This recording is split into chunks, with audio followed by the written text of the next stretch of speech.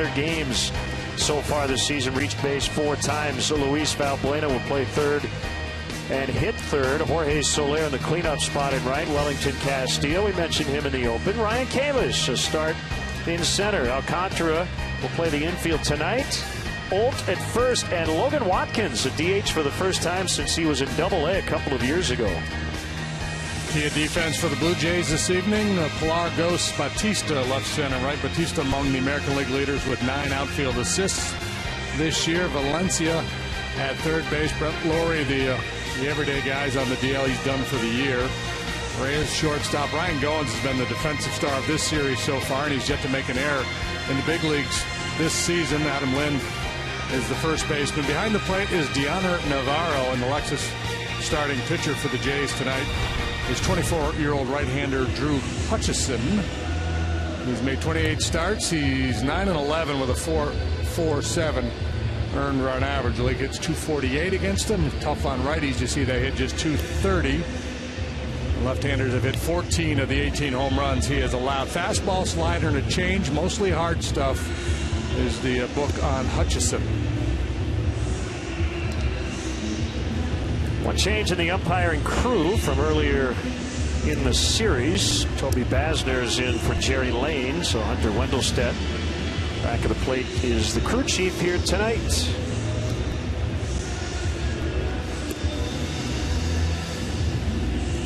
And if tonight's Cubs leadoff man gets a hit, Benny's Beverage Depot will donate $100 to JDRF. Some ugly numbers during this 5-game losing streak. Last night's game, the Cubs actually had a lead in the late innings before losing 9-2. Ricky Renteria called it probably the worst game the Cubs have played all season. So we'll try to put that in the rearview mirror. They've been outscored 37-9 during this 5-game skid.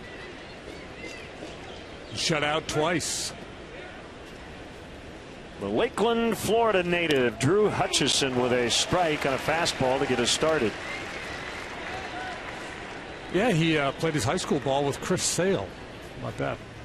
A 1-2 punch in a high school pitching rotation. Oh, there's a good change up there. On the change, 0-2.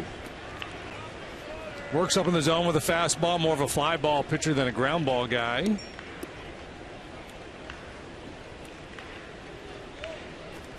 Fastball will max out 95, 96, and sit comfortably around 92.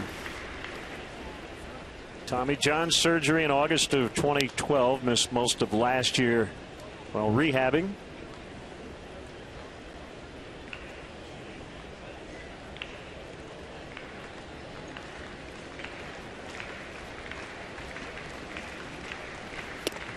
Called strike 3 on a fastball, and Coghlan could not pull the trigger.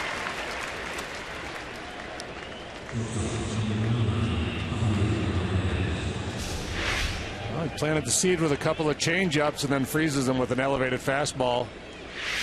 A good start for Hutchison here. 149 strikeouts in 163 innings coming in. The strikeout rate a little better than league average.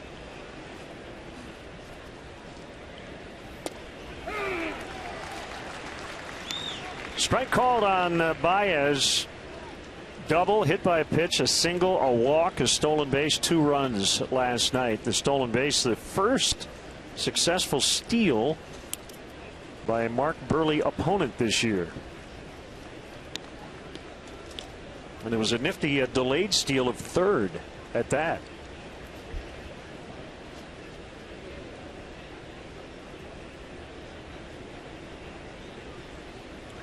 Mark Burley got the win last night. 12-9 now on the season. 10 hits in 7 innings, 2 runs. He didn't walk anybody. Fairly typical Mark Burley line. Just a couple of wins shy of 200 now in his big league career. Hutchison's 2-1, a big cut and a miss. He was trying to hit that one to Saskatoon. Felt the breeze up here in the booth. Just pulling off a little bit. See that front side leaking. He's again certainly strong enough to hit it out to any part of this ballpark. 95 on that fastball. 3-2.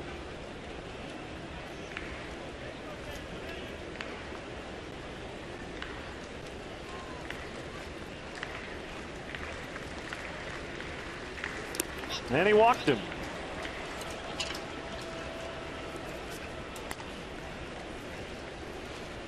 Well, he drew a walk his last time up in the ball game last night, and that's so important for him because right now the book on him is, hey, it doesn't matter when you get him full, you don't have to throw him a strike. Spin it, he'll chase it. So the more he's able to lay off that pitch and work the walk, the more he's going to force pitchers to reconsider that game plan, and likely they'll get more pitches to hit. A shot of Jake Arrieta. He left with a chance for a win. Ended up with a no decision last night. 6 1/3, 2 runs. Valbuena cranks one to deep right. And a good read by Baez. Already around third, and Gary Jones stops him halfway home. Throw back to third. Out.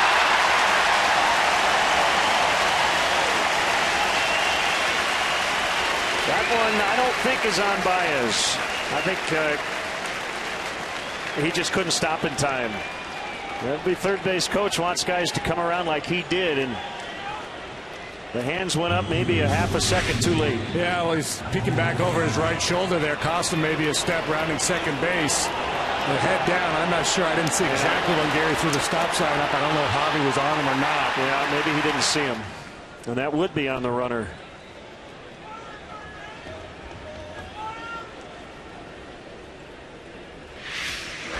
So double for Valbuena. Growing pains, huh? Yeah. And Ricky talks a lot about it. He says the effort is there. Guys are playing hard, but they need to clean some things up. And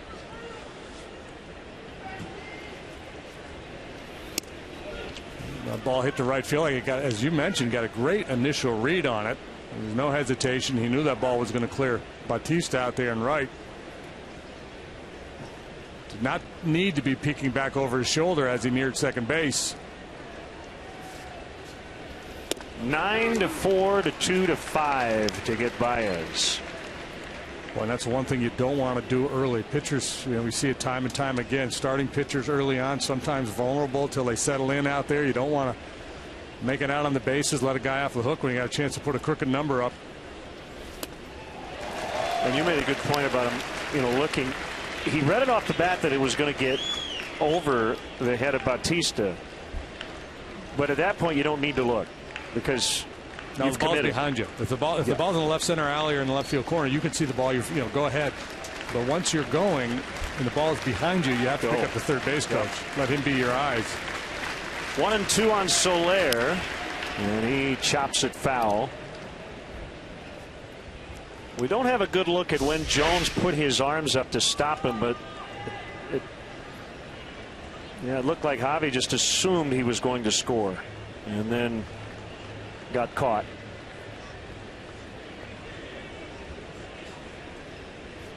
See, my assumption was he was looking at the third base coach. I guess I shouldn't have done that either. And sometimes you'll see guys when they make that big turn to third base get even if they recognize the stop sign late or they get it late, they'll do a little pop-up slide to kind of slow down or you stop more quickly, as opposed to those stutter step trying to slam on the brakes. Late swing, look out, as Soler hit that ball hard and fortunately hit an empty seat. But that's the other part of the conversation too. I'm not sure when Gary threw up the stop sign. I'm not sure if he gave it to him early enough or not.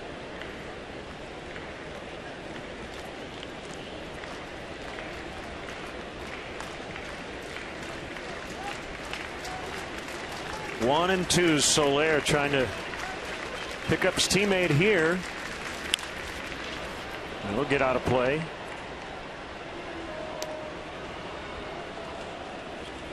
I was talking with the manager before the game, and there are little nuances. He said, look, the effort has been there.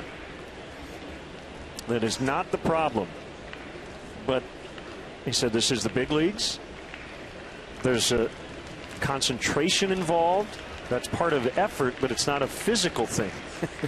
And we've talked about it before. Sometimes playing harder is Kind of the opposite of what you should do. Play smarter. Play smarter, exactly. So Hutchison gets out of it with no damage done, and the Blue Jays are coming up.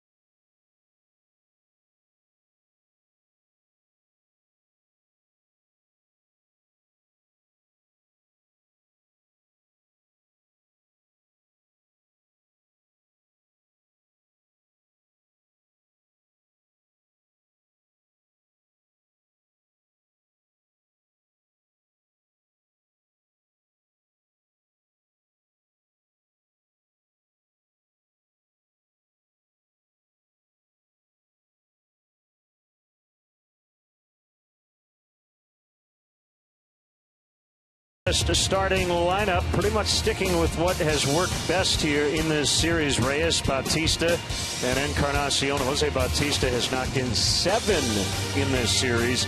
Deanna Navarro has been really good as well. He'll hit behind Adam Lind. Danny Valencia plays third, bats 6th. Pilar's had a big series. Goins at second. Ghosts in center. Well, let's see who's where for the Cubs tonight. It's brought to you by Kia. Coughlin in his customary spot in left, Soler in right. Ryan Kalish gets an opportunity in center field tonight. Valbuena, Baez, Alcantara, and Olt third to first.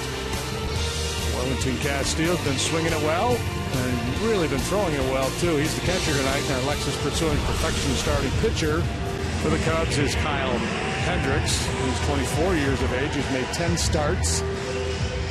6 up, 1 down, a 2.02 ERA. 3-0 on the road in 5 starts with a 2.38 earned run average. And really tough on lefties with that sinker changeup combination.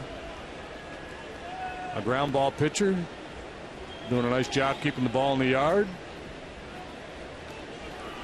Well, Buena in at third as Jose Reyes takes strike 1. 2 for 9 in the series. He's knocked in 2. And that's something he frequently does too. Throw strike 1, get the jump, and go to work.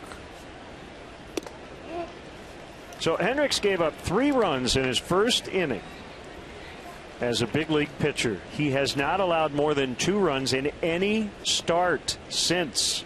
9 and counting. Chop to Alcantara, who throws to Olt in plenty of time.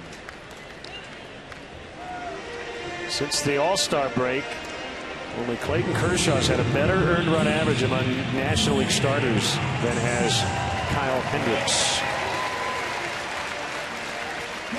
1.60 for Hendricks.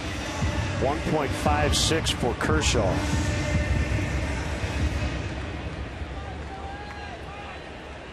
His teammates are going to start calling him Cy Hendricks. Joey Bats takes ball 1. We have seen him at his best, and at his best, he's one of the best in the game. He's knocked in 10 of Toronto's last 20 runs scored.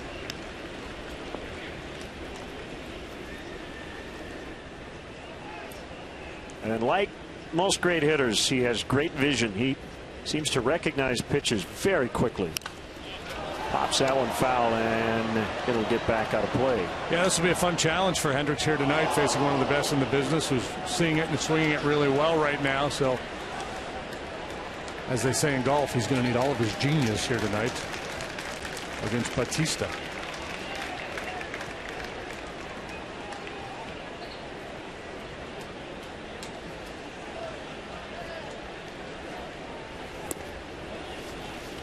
Breaking ball blown outside. 3-1.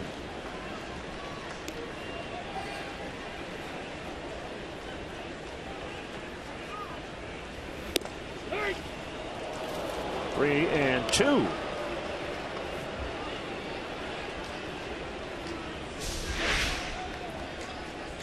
Good looking pitch. Bautista trying to buy one, but it was on the corner.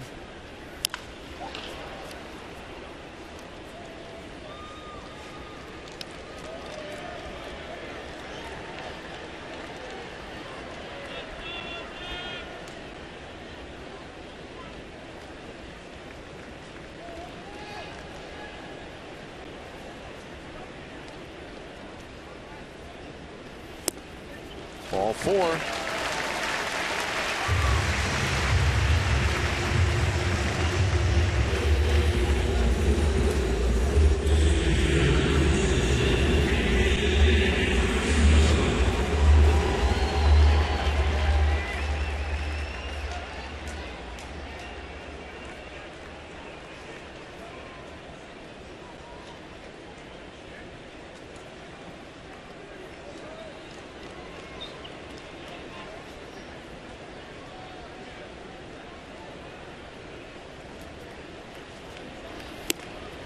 Encarnacion waves at strike one. Looked like he was ready to hit. 4 for 9 in the series. Got one double. Probably should have, what, 3? He's just not running well. It's two of the longest, hardest single that we've ever seen. It rockets off the left field wall.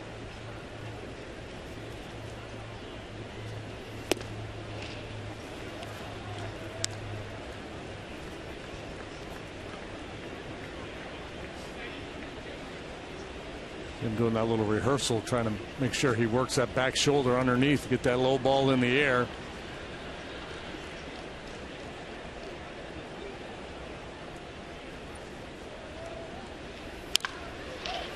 Can they turn it here?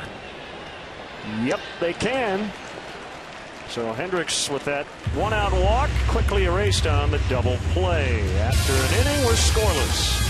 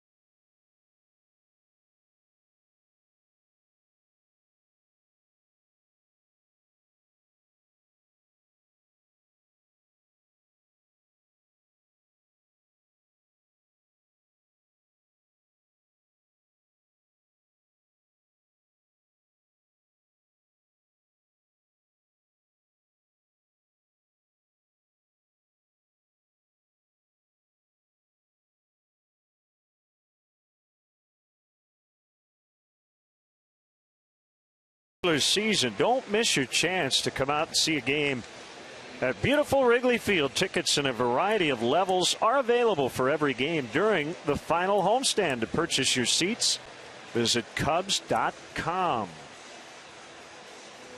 Our final night here in Toronto.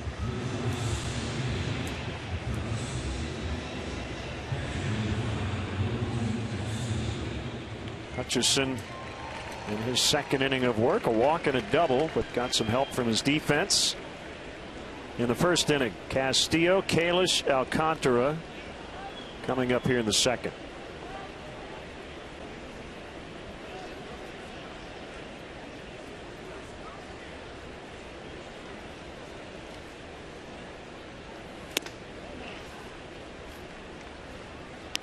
High for ball one.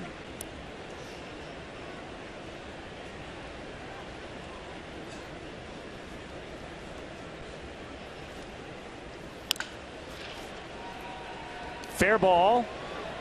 Valencia across to Lind in time.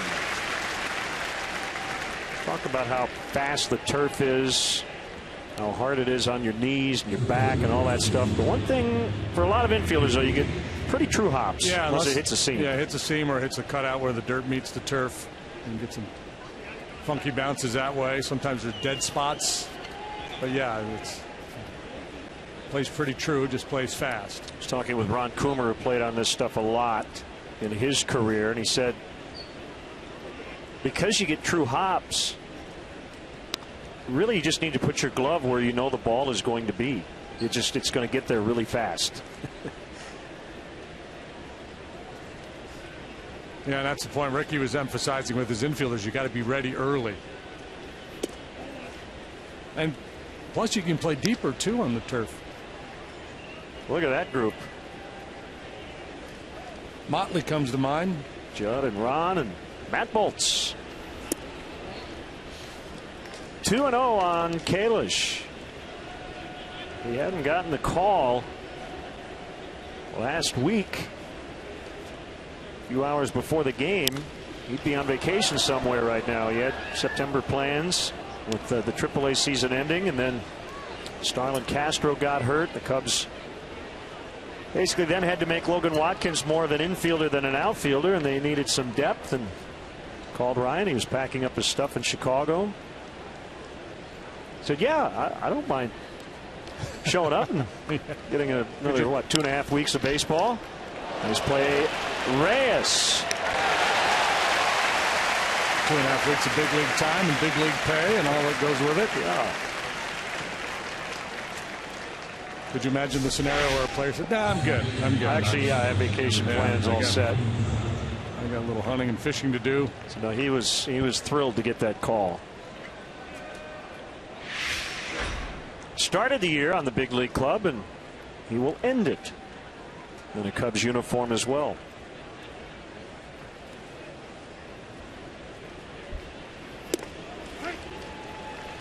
Well, Hutchinson on a pretty good roll here of late. 3 consecutive quality starts. The first time in his young career he's been able to do that. He's got a win and 2 no decisions over his last 3 and a 189 earned run average.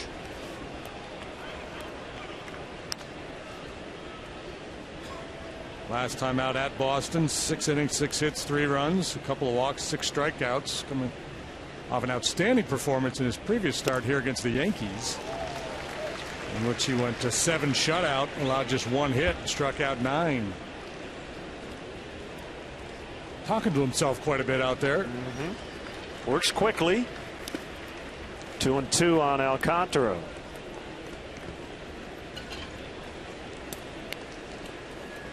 First American League home run ever hit by Albert Pujols was hit off Drew Hutchison, May 6th, 2012.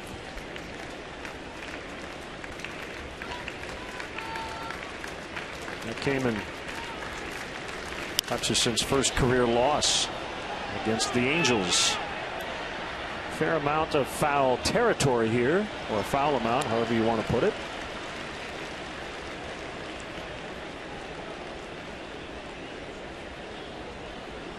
And that is normally the case in the multi-purpose ballparks. It's a good hitter's park. The turf certainly helps the hitters, and with the roof closed, they say the ball carries better here.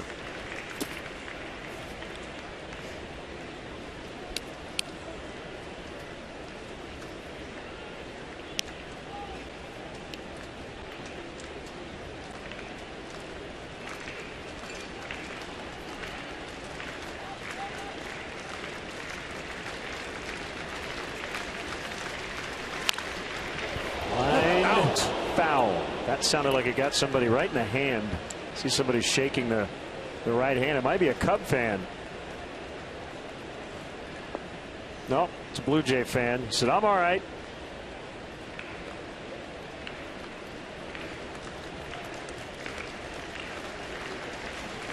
He needs a nice cold beverage for that right hand. Keep the swelling down.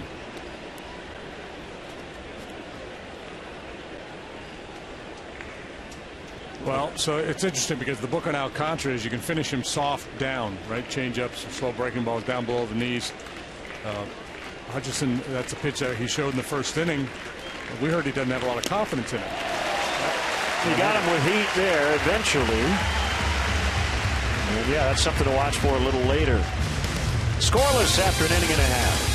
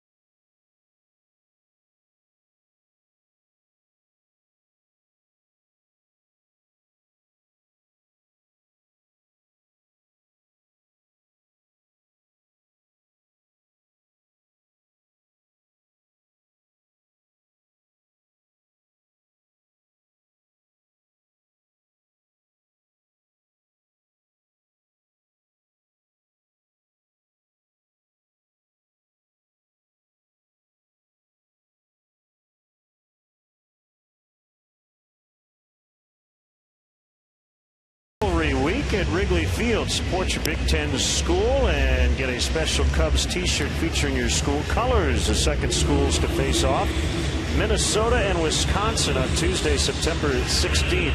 Big Ten rivalry promotion only available through Cubs.com/special events. Be part of the Big Ten fun. What's the axe? Paul Bunyan's Paul axe. Bunyan axe. That's the big. That's the rivalry there. They play for Paul Bunyan's axe.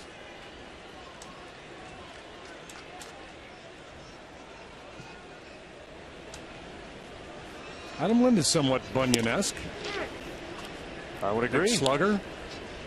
He's rocking that beard. Been red hot here as of late. 12 out of 25 his last 7 games. It's nearly a .500 average. Sinker sank too much.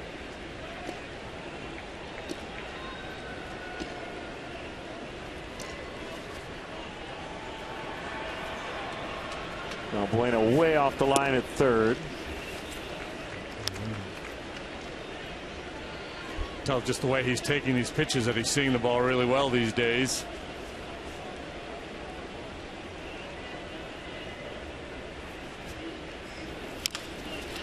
A tapper that Hendricks will handle. 1-3 for the easy out. Hendricks doing what he does best. Ground ball outs. Double play to end the first. Reyes started the game with a ground ball to second base. Then little tapper out in front of home plate for out number 1 here in the second. Just about 50% of the balls put in play against Kyle Hendricks are on the ground. Another hot hitter in this lineup. Deoner Navarro hitting .432 his last 12 games. He's knocked in 3 in this series.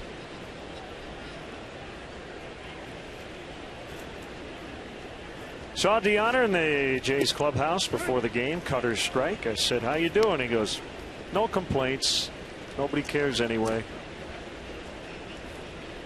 Was he wearing a World Cup soccer jersey? No, but he had a white sweatsuit on. Very stylish. But I'm sure he then put a soccer jersey on. It's kind of his thing. The Messi jersey, that was the big one for him last year. Yeah. Well, it's interesting. You know, we talked about Wellington in the open, and Navarro here really swinging well. Typically, catchers are supposed to fade at the end of the year. These guys doing some of their best offensive work of the season late.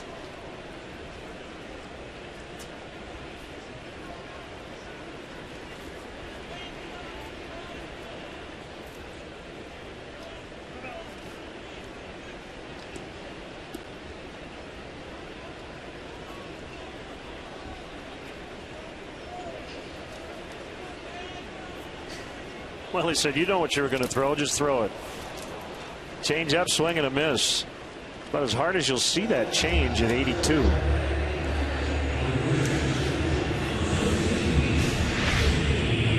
Early indications are that Hendricks on his game. The action on the sinker's been really good. Great change up there to get Navarro. That's his first strikeout. His last game, he didn't strike anybody out, nor did he walk anyone. Peculiar start. 5 2/3. He allowed 9 hits, a couple of runs left with the bases loaded and 2 outs, and Justin Grimm came in and got a big out. Get him out of trouble. Valencia looks at a strike.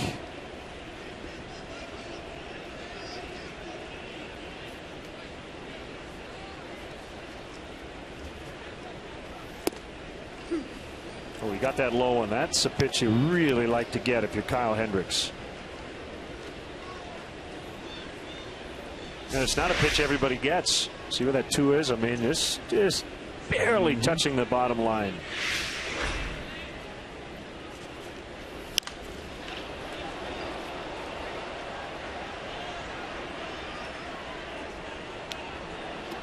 Wish I remembered who wrote it. It was a couple days ago. Didn't I send it to you? I saw that story. Talking about how the strike zone has lowered. Very subtle, but it matters. One of the kind of factors that was pointed out is, run scoring being down and the game being not as exciting.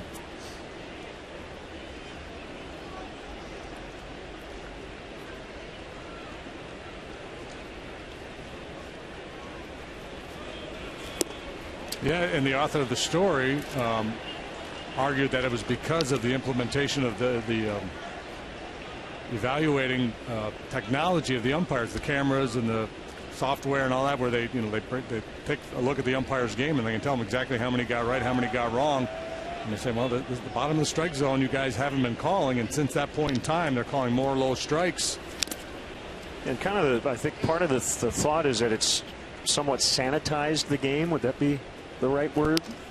With computer age and with this focus now on all that it's made it in some ways more of a chess game, which is kind of in some people's eyes a little more boring. Home runs are down, runs are down. You've got all the defensive shifting zone, to take away hits. 2-2, swing and a miss, strike 3. Couple of Ks for Hendricks here in the second. Nothing after 2.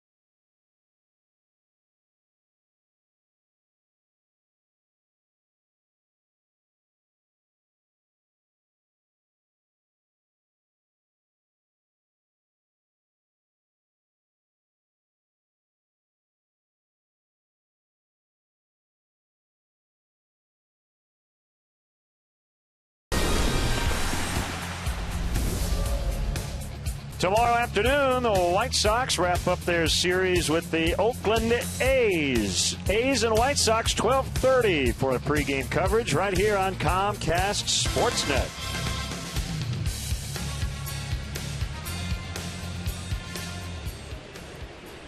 Mike Oltz swings and misses. Jeff Samardzija back in Chicago pitching for his new team with the white shoes and the green cap.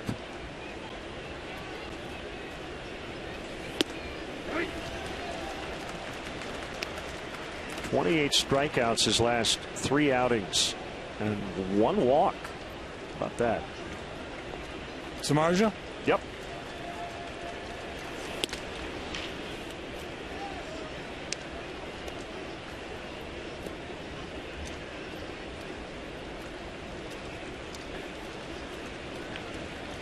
Every game important for the A's right now as Hutchison freezes Alt. Boy, game on with these two right-handers. Cubs had that big chance to get to him in the first. Did not. He's retired 5 in a row, 3 by strikeout.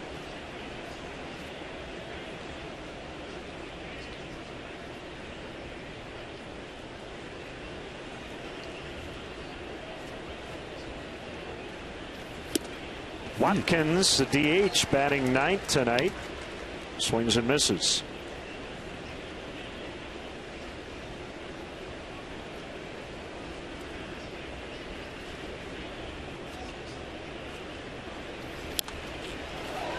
You know, we're in Canada. We are, yep. Over in Alberta, Calgary, Alberta, 5 inches of snow this week.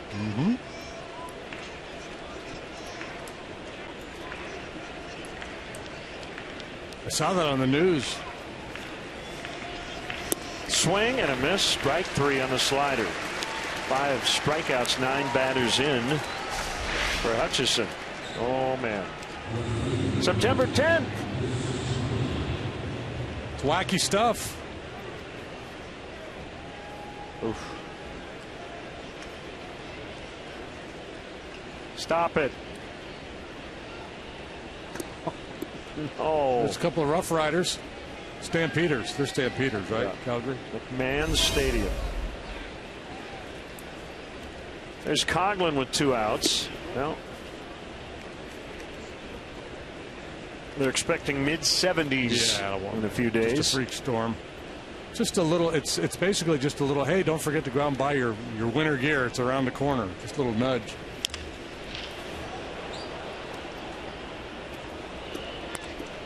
Remember years ago when Calgary was hosting the Olympics, they're having a hard time because it was so warm during the Winter Olympics. They could have had the Winter Olympics in September. Yeah.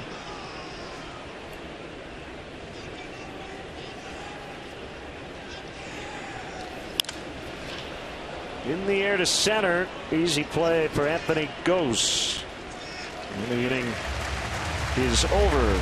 Hutchison cruising now after that rocky first.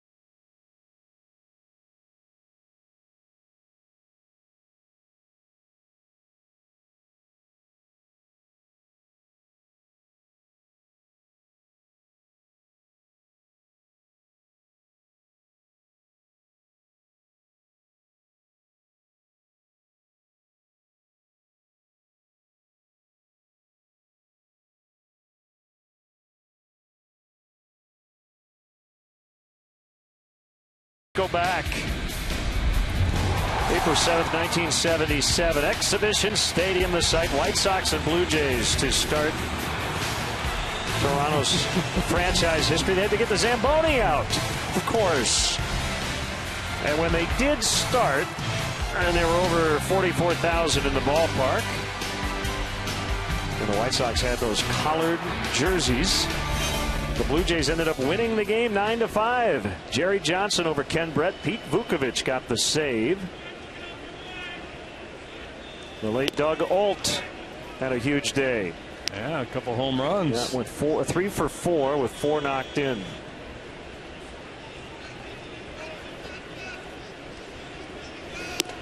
Toronto had long established itself as a baseball town in the minor leagues. They had an International League team here from the late 1800s through 1967.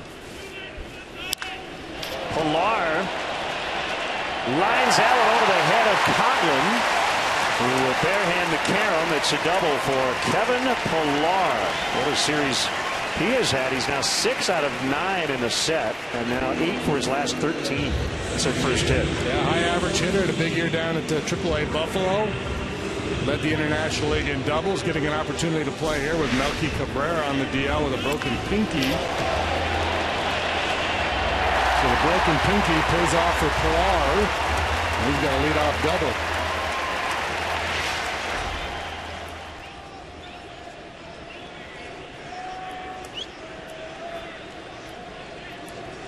The umpires for that first ever game in Blue Jays history: Nestor Shylock behind the plate, Joe Brinkman at first, Rich Garcia at second, Steve Palermo at third. Oh, wow. Good group, man. Yeah, that would have been a plum assignment, right? Until they saw the weather forecast. A little history. Snowballs flying all over the place.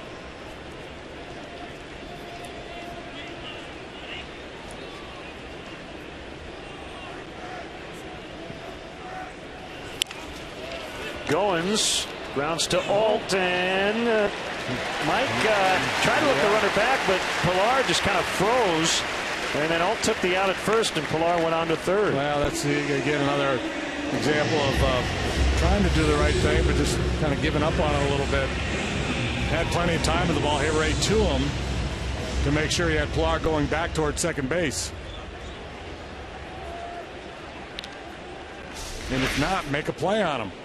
I was going to say, if he runs at him, make him go right back to second. Well, I thought they had him. Yeah, they had him in a rundown, I think. Don't you? If well, you either got to pull the trigger and throw the ball, or take a step in his direction, force him to go back to second base, then make sure you get the sure out at first base. Oh, yeah. I mean, he's a third of the way.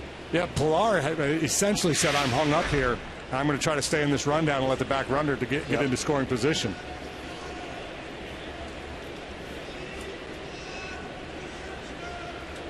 So the infield in, and the 1-0 to Ghost misses. So got a couple more plays that have gone into the notebook, I think, for the manager and the coaching staff tonight.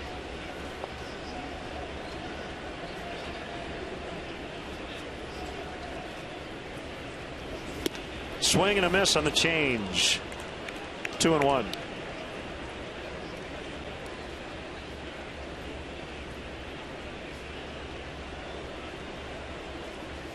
The AAA team here all those years, the Toronto Maple Leafs.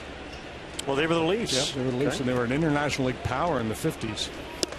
Drew big crowds. Jack Kent Cook later went on to own the Washington Redskins, was the owner of that team for a while. It's good stuff.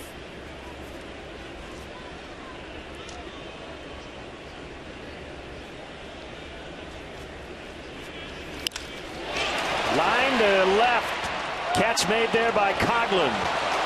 Pilar, safe. Got closer than I thought it would be, but he got in. It's 1-0 on the sac fly.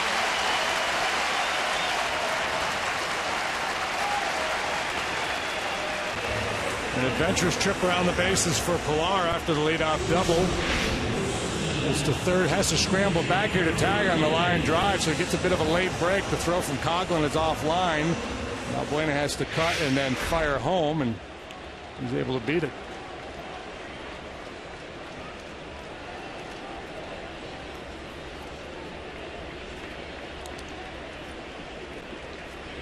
Two outs, nobody on. Strike on Reyes.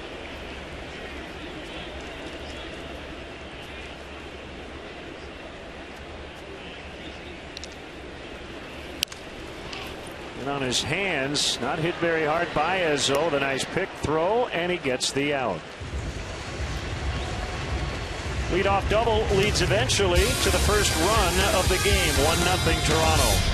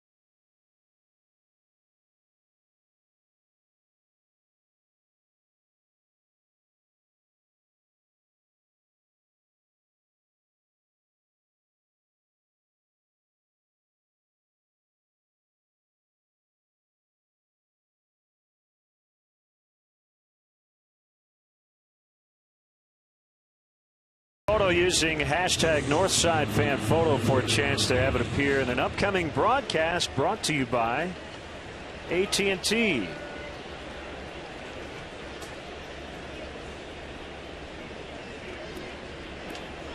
Cub fans big and small, young and old, are here in Toronto. Ran into a nice couple last night after the game. They were here Monday night, Tuesday night. They were going to probably have dinner tonight, and then they were going to drive to Pittsburgh for the weekend. Oh, wow. Yeah, the whole road trip. 1-0 Blue Jays. And a swing and a miss. It's 0-2 to Baez.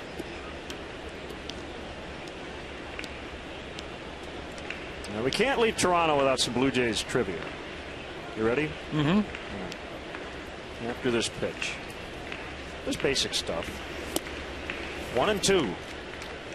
One no-hitter in Blue Jays history. Who threw it? Dave Stieb. Yep. September 2nd, 1990. They've had 2 cycles. 89 and 01. 89 and 01. You'll never get the second one. You might get the first one. Lloyd Mosby. Kelly Gruber, 1989. Jeff Fry, August 17th of 01. 2-2 to Baez, and he went. Hutchison now has 6 punch-outs. The Blue Jays have had 4 Cy Young Award winners, but 3 pitchers. One guy won it twice, back-to-back years. Roger Clemens. Yep. 97, 98. And somebody won it the year before he won his first. They had 3 in a row. Pat Henkin? Yep. And then the last one?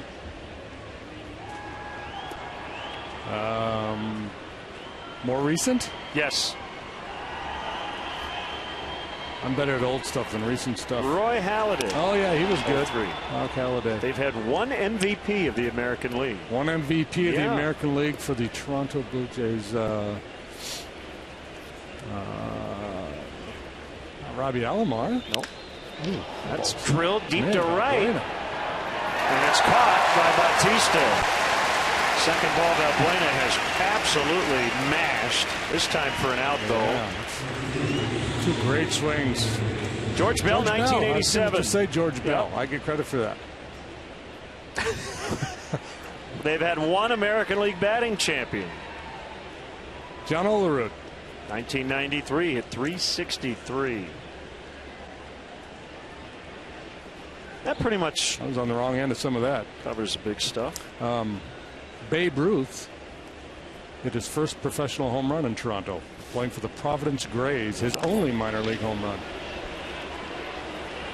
You're going to empty the vault here tonight, aren't you? Toronto baseball history. Soler. You need to sit on some of this for the pitching changes in the seventh.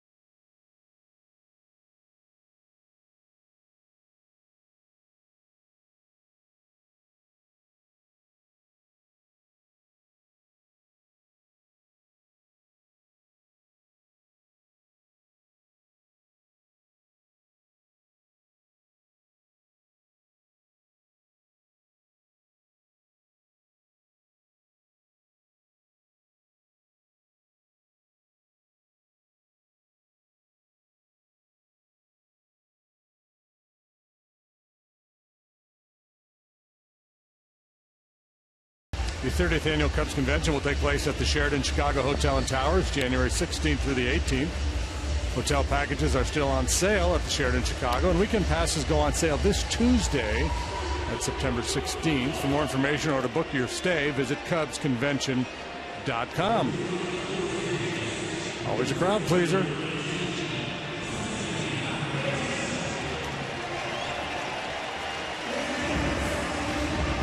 Leadoff double in the bottom of the third by Kevin Pillar led to that one run the Jays have posted. Hendricks works the fourth.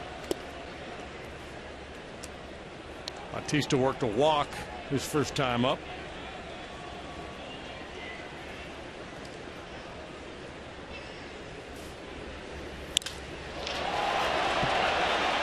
Center field, it's Kalish for the out.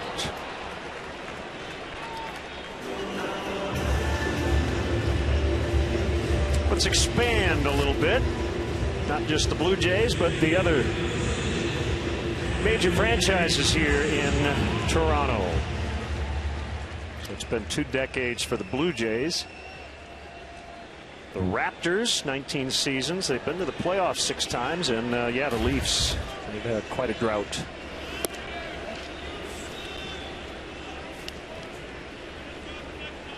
In 2012, the Argonauts of the CFL won the Grey Cup. Encarnacion sends one way up in the air. Foul ground. It's Valbuena.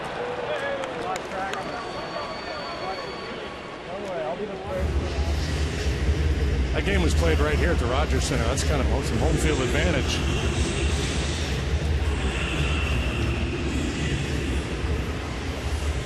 Beat the Stampeders 35-22. Are there still two? Is it the Rough Riders? Are there two? No, they finally got rid of that. Okay. I always found that to be kind of fun. Do you remember? You know the comedian John Caponera? We had him on the air with us in Houston years ago. Yeah, I think his ties. He might be a Chicago guy, John. Yeah. He did a great bit about that, about the CFL. They only had like 8 teams because two Rough Riders.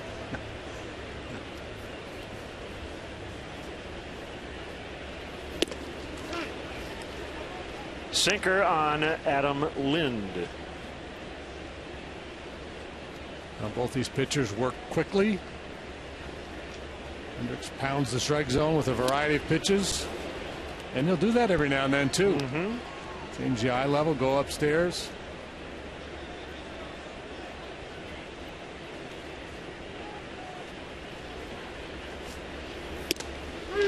Cutter. Strike 3 called, inning over. After 4. Blue Jays 1, Cubs nothing.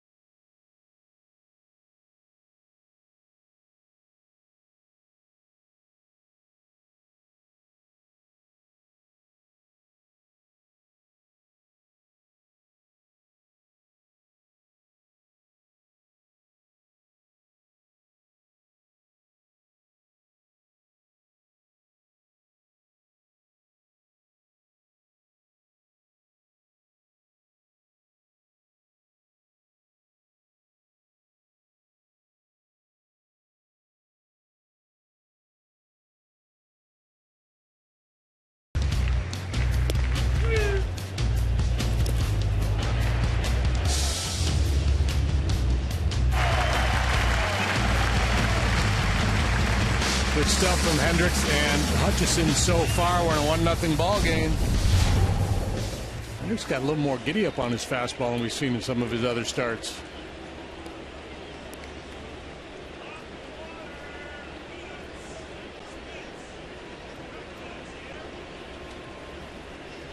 Impressive lines. Foul tip strike on Castillo.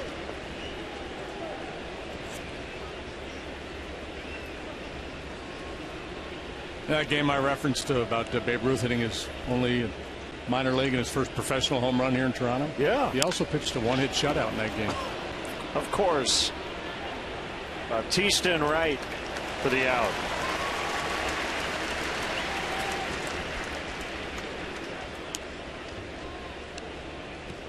But the best part when you read these old stories is the newspaper accounts of the games, the language, the way that the sports, and the way it was written.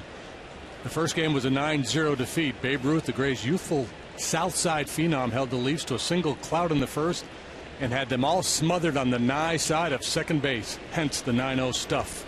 South side meaning lefty? I'm guessing, yeah. Wow. In the single clout, I guess he gave up a base hit. That was the clout. On the nigh side? On the nigh side of second base.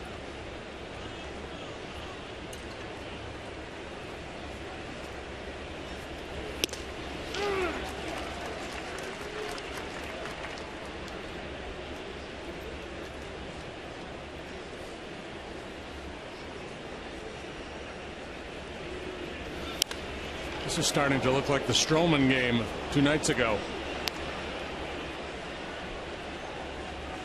Marcus Stroman, a complete game 3-hit shutout, didn't walk anybody, struck out 8.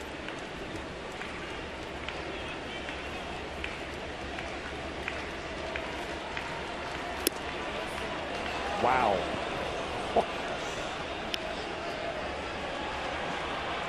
Ball 2. Wow, he's right. Well, he got him on that one.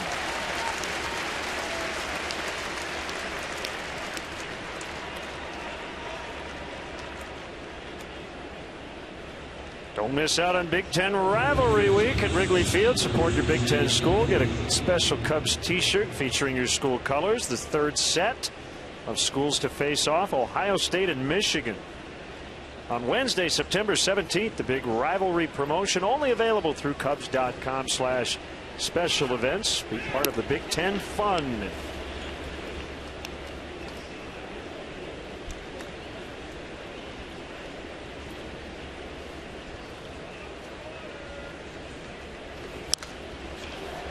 Fouled away. Now, I haven't paid a whole lot of attention to this, but the Big Ten's kind of struggling here out of the gate, aren't they, in the college football season? Yes.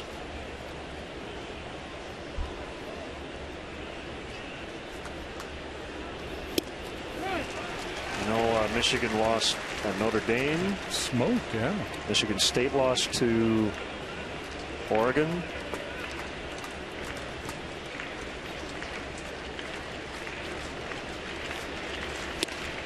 Swing and a miss, and that's it for the Cubs in the 5th. 8 strikeouts for Drew Hutchison.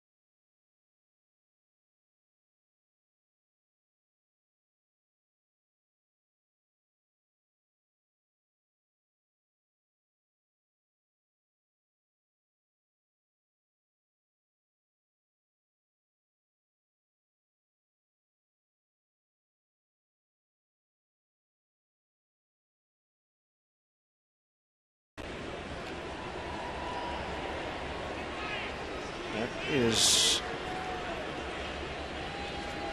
okay. What year was that? I'm not sure what he talking there.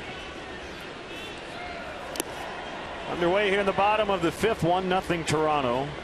Ball 1 on Gianner Navarro. Strikeout victim first time.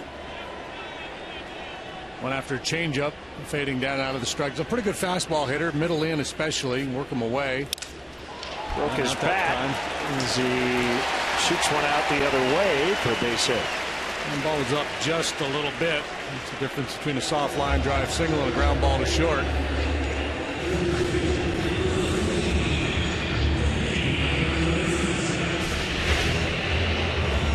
Cracked bat, but trade Navarro is willing to take. You see that ball up, about belt high.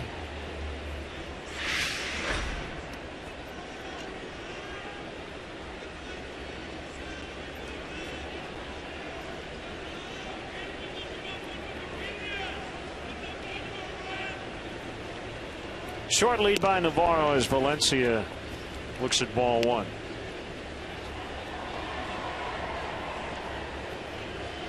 Cubs wrapping up interleague play 9 and 10 through their first 19 against the American League East plus the White Sox. Play nothing but the Central next year.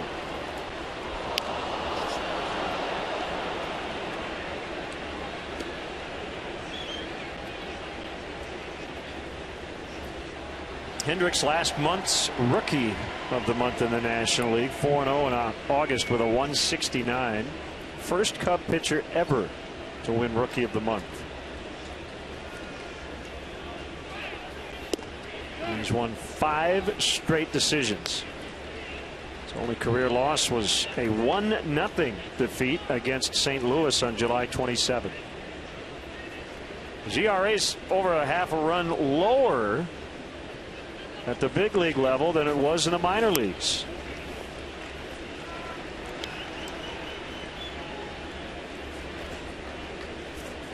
Two and two. Yeah, so it's understandable that there would be some regression.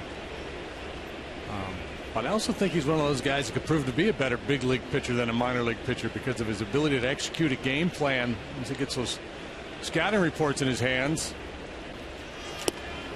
Swing and a miss. Strike 3.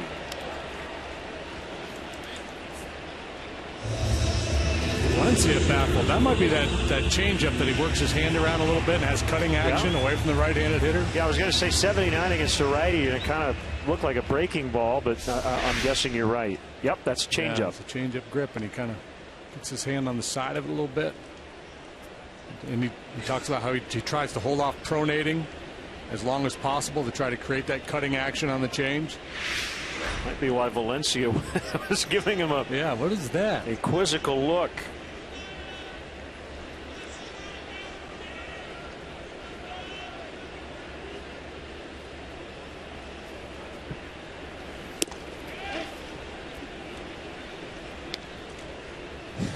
Willie thinking about taking a shot at Navarro down there. Having some fun.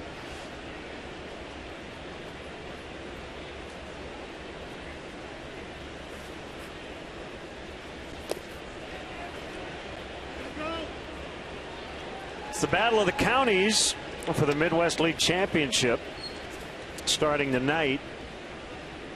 Kane County hosting Lake County. It's a best of 5.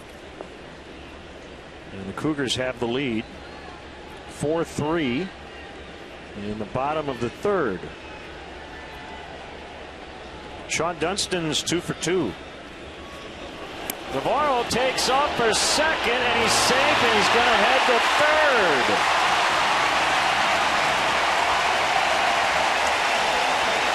Wow. Navarro's stolen a couple bases this year. And a little cat and mouse thing going on between he and Wellington Castillo, and Navarro's got the last laugh. Not only does he get second, but the throw gets into the outfield. He gets to third base. And Hendricks never made him stop. If a guy like Deandre Navarro is going to steal the base, that's how he's going to do it. Infield will have to move in a few steps now. 2-1 on Pilar.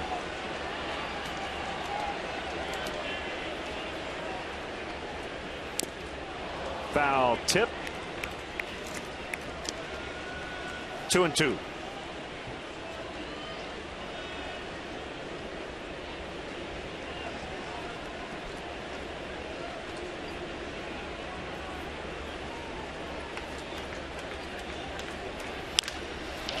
Navarro's going to hold at third.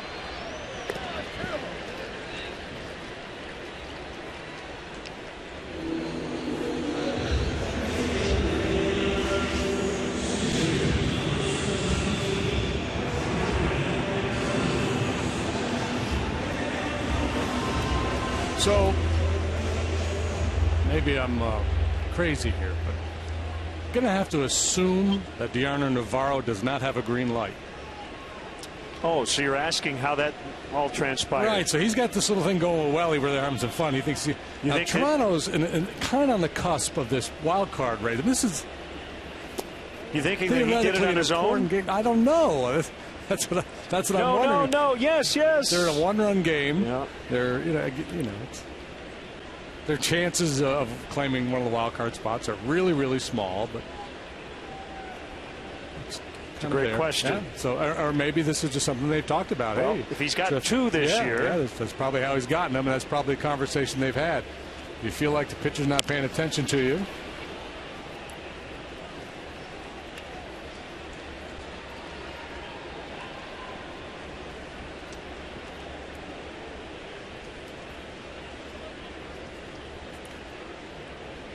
Clearly the catcher was paying attention to him.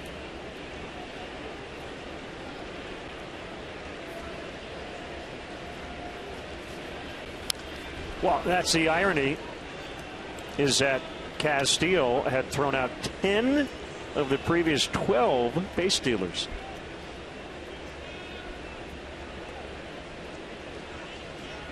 But that guy just got one. Actually got two after the error. A sneak attack.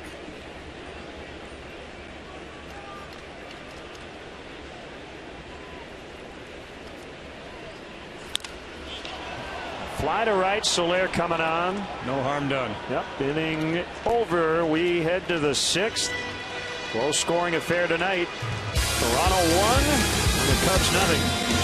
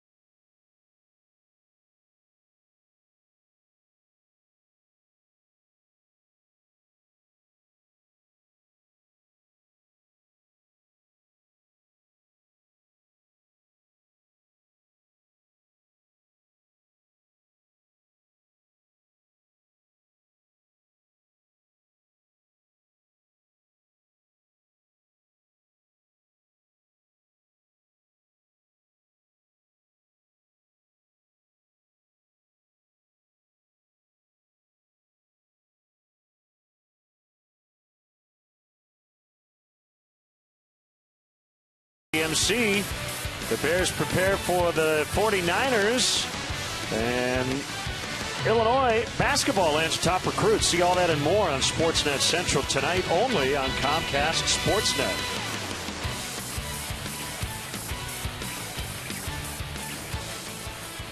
Kind of a similar look to Chicago from Lake Michigan is Toronto from Lake Ontario. Picked a good spot. Swing and a miss by Mike Alt.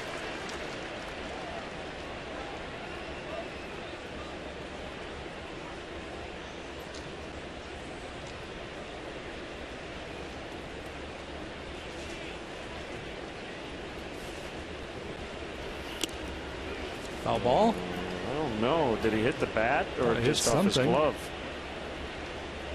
I think it got the honor in the midsection.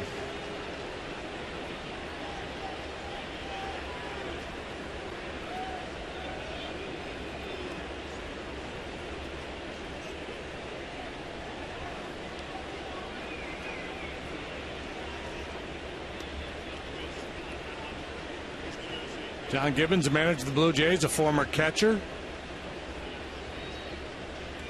A little time with the Mets. This is his second go-around as manager of the Blue Jays.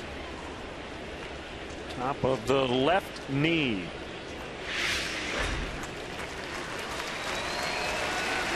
I still don't see it with the Hunter Reynolds. So just did he call it a ball? Was it not foul? I see 0-2 on the board. I didn't see him signal anything. Should be a good time for somebody down there to. Well, if the board isn't right, Hunter Wendelstedt will tell us. Must be 0-2. And he struck him out. Yep. I think Mike was hesitating a little bit after the swing and miss, thinking that maybe I don't have 2 strikes. Well, you know what gave it away? They went with a high fastball. Yeah, which you always, you only do that with 2 strikes. Yeah. So, yep. 9 punch-outs. 14 in a row now. One shy of his career high at 10 against Milwaukee back on July 1st. Which is Canada Day, by the way. Change up, is it? Yeah. Okay. Yeah, this kid's pitching tonight. So, you know, the scouting report I heard on him was he could reach 95 with his fastball, throws hard, inconsistent slider, and doesn't trust his changeup. Well, tonight, he's doing everything right.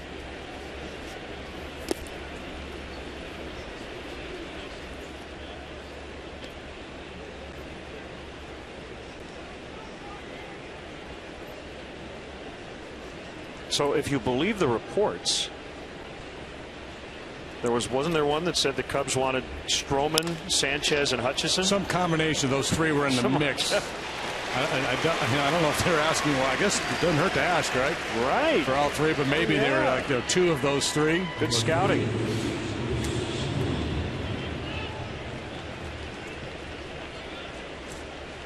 And you can understand why the Blue Jays might be reluctant. Mm-hmm.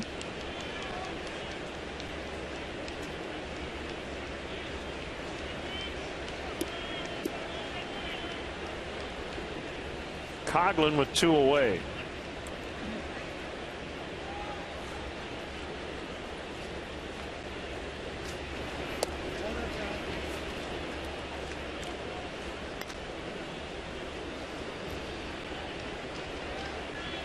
Well, clearly these young pitchers have learned from R.A. Dickey and Mark Burley, because both Stroman and Hutchison get it and go. They get it and go. You're right. And 2 veterans are as good at that as anybody.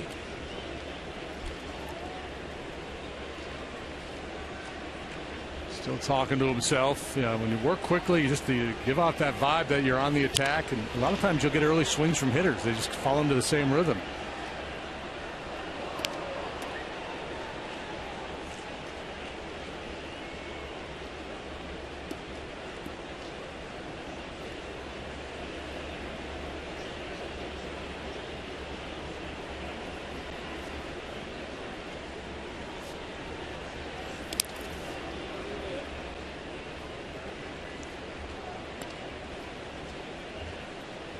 Three and 1. Baez on deck. We're in the 6th already, and the Blue Jays lead 1-0. They got their run in the 3rd.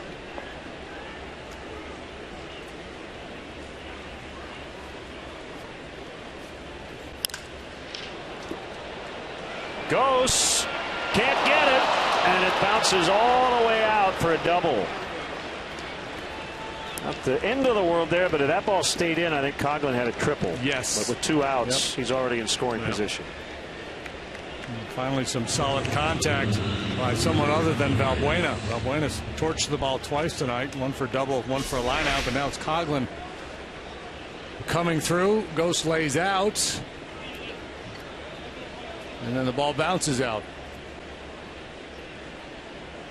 Rugburn. Good swing. Coughlin now 1 out of 3 tonight.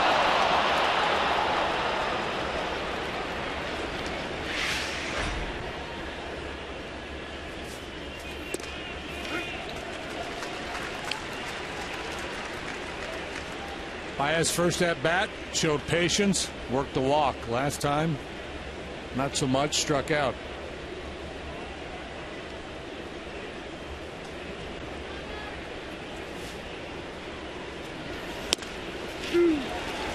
Anderson got away with the mistake there. Navarro wanted that ball in on his hands. That's just a case of Javi guessing breaking ball.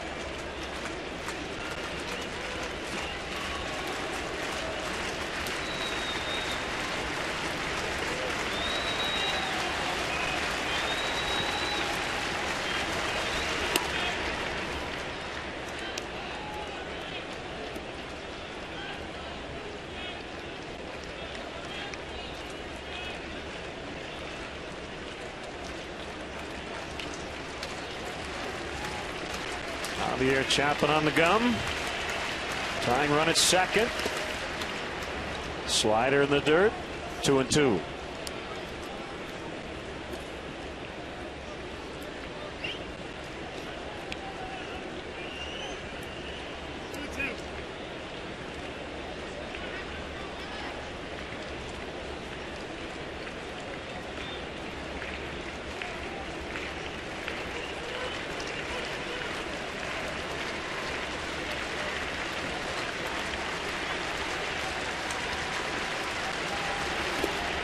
Good job. So here we go. You're down to cases here. He's been able to work it full. Base open. Valbuena on deck, who's had 2 real good swings against Hutchinson tonight. See how aggressive they are with this 3-2. Scouting report says from a slider off the plate, he'll chase. But in the first inning, he was able to work the walk.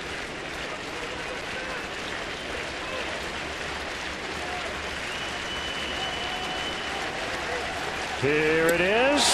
Challenged him. Fastball. Got him. 10 strikeouts.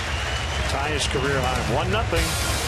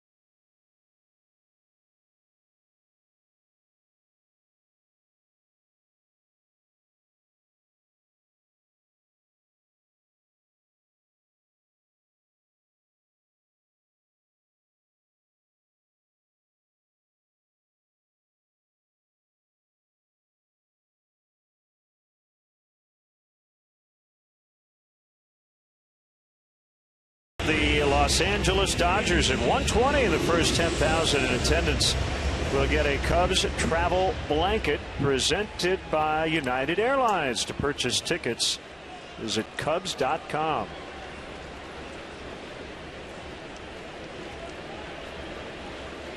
Got to be wary of the bunt here with Ghosts.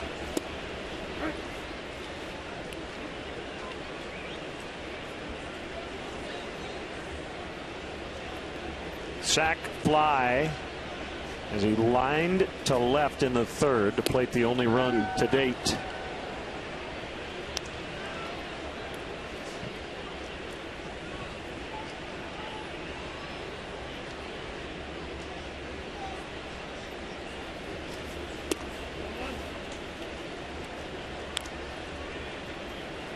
Tried to bunt the ball game yesterday with the man on second and 2 strikes. Fouled it off for a strikeout. Balbuena stays a little tight at third base. Pulled into right and the base hit.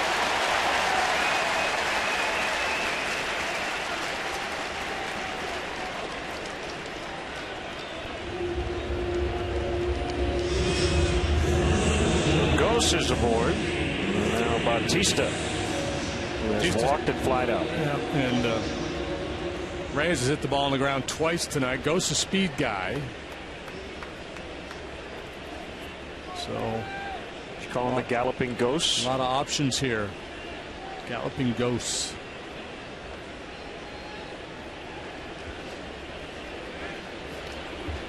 Guess if Deanna Navarro is going to steal the base, you got to think Ghost will be looking to run.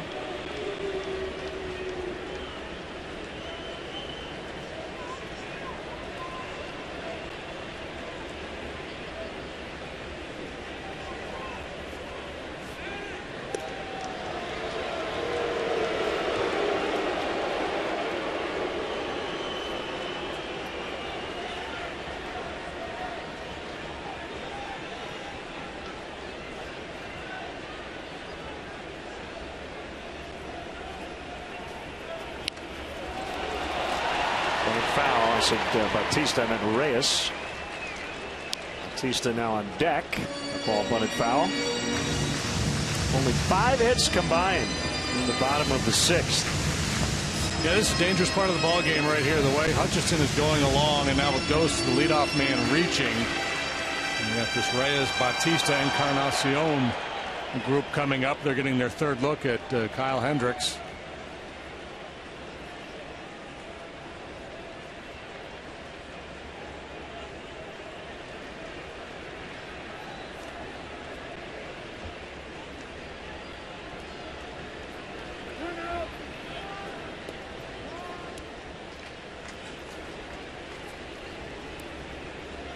Hendricks doing what he can to upset the rhythm of the base runner. Goes at first. In that instance, just holding it a little longer. And now quick pitching.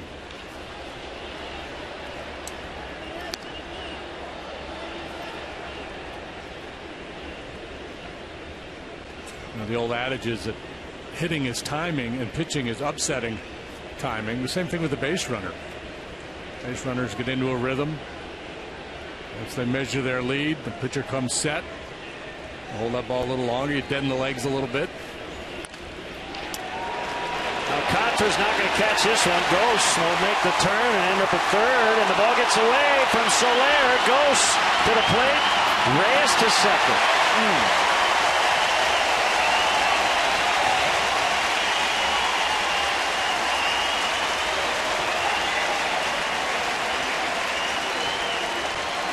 2-0 Toronto.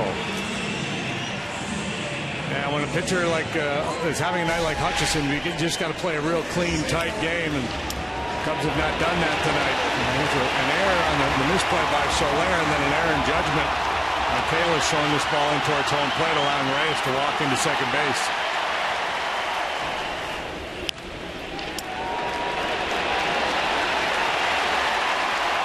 Soler with the mishandle. At this point, Kalish isn't going to throw him out, and Reyes is hung up between first and second, so they had an out there.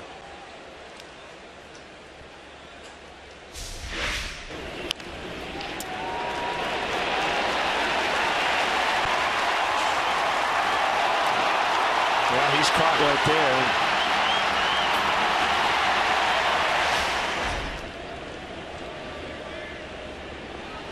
Cubs.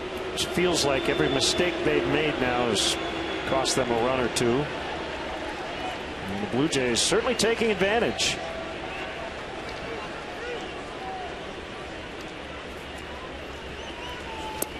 Bautista went. Yeah, you know, some of these mistakes you can get away with when you're swinging the bats really well and you're scoring 5-6 runs a game. The Cubs are obviously not doing that these days. 5-game skid. They've scored 9 runs in the 5 ball games. Their longest losing streak of the year is 6.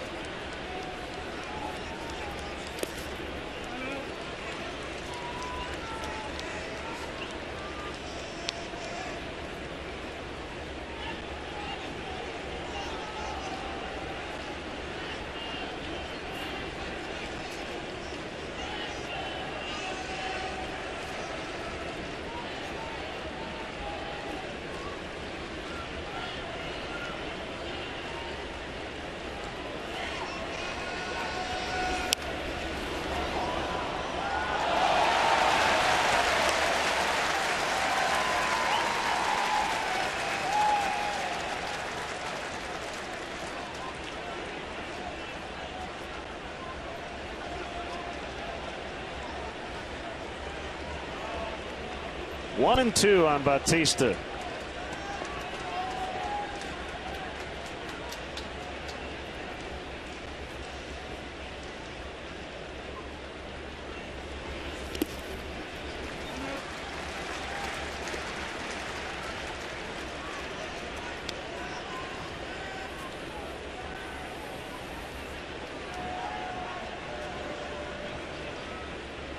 Fairly efficient night up until this 6th inning. 12 pitches in, still no outs.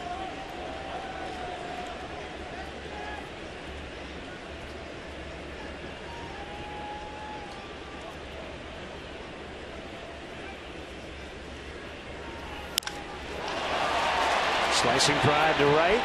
Soler will make the catch, and Reyes will take third.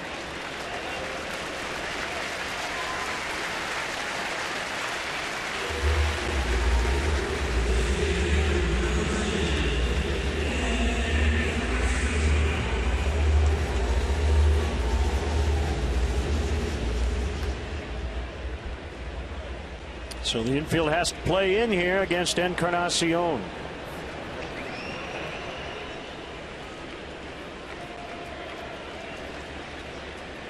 The mascot, his name is Ace.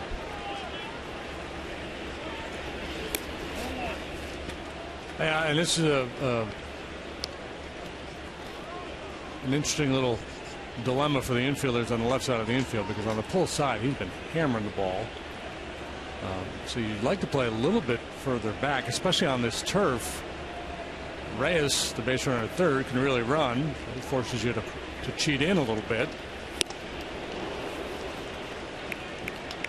1-1.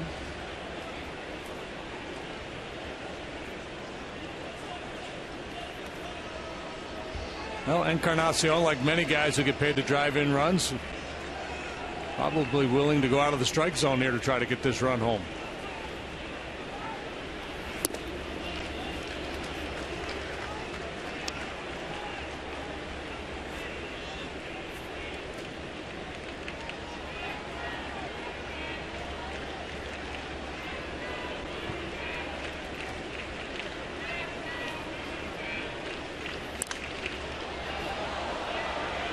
Two and two.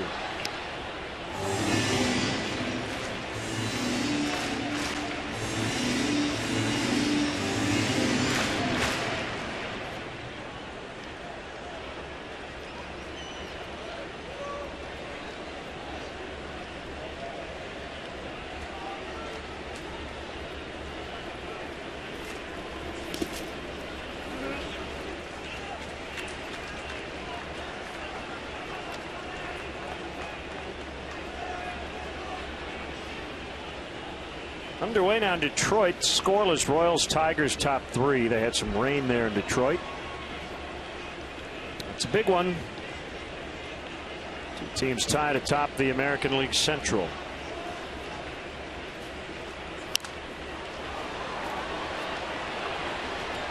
Rays leading the Yankees in the fourth, 4-3.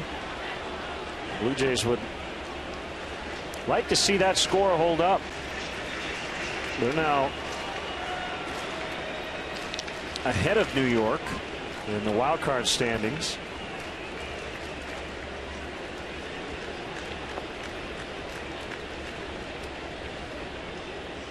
Orioles beat the Red Sox earlier today, 10-6. I think last night everybody in the National League that had something on the line lost, except for the Giants. Orioles just continue to win. City Field not yielding many runs. They've already moved the fences in once. Yeah. Threw the bat at it and got a piece of the ball. So just another foul for Encarnacion. Good battle here. Hendricks not giving in. Encarnacion hanging in.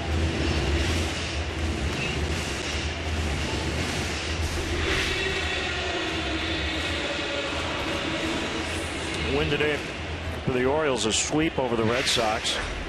Wei-Yin Chen was perfect into the sixth. 15-4 for Chen.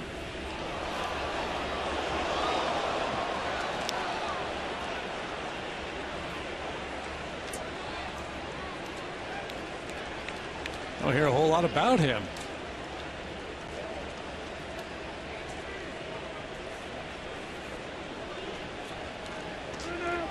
Well, that's not his fault. No.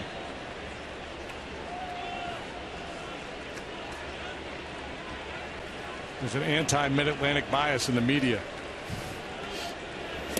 Good pitch. Swing and a miss. He finally gets him. Wow. Encarnacion doing everything he can to try to drive that run in. And he was in swing mode for sure. And after a lot of pitches away, sinker down and in. Well executed. This guy can pitch. He can execute.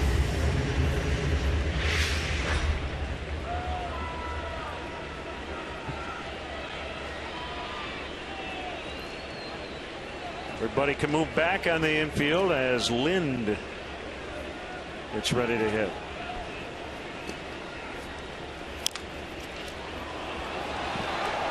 And it rolls foul. Braves beat the Nationals 6-2 today. Harang beat Strasburg. B.J. Upton hit number 11. Bryce Harper hit his 12th. Harper's been hitting the ball out of the ballpark with some regularity lately. Hey. He's a winner. Winner, chicken dinner. Adam Lind lookalike contest. Oh, yeah.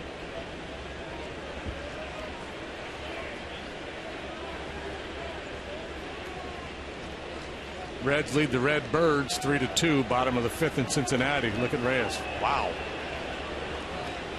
Halfway down the line. Base hit, 3-0. Lind drives in Reyes.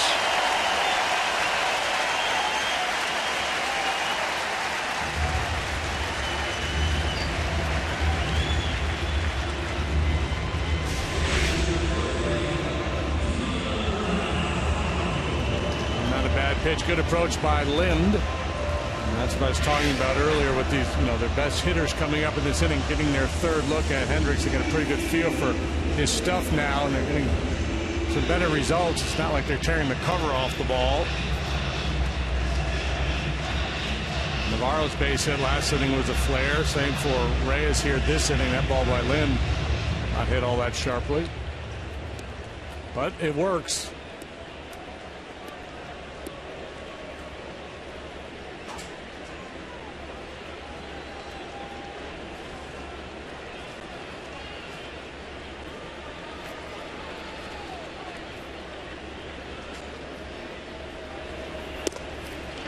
Fastball strike to Navarro. Twins and Indians were washed out in Cleveland. They'll play a doubleheader tomorrow.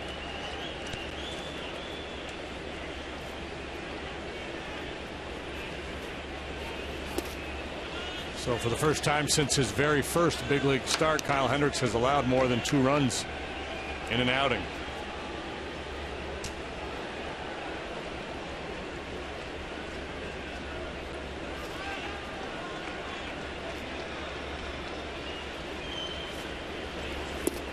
Change up. 2-1.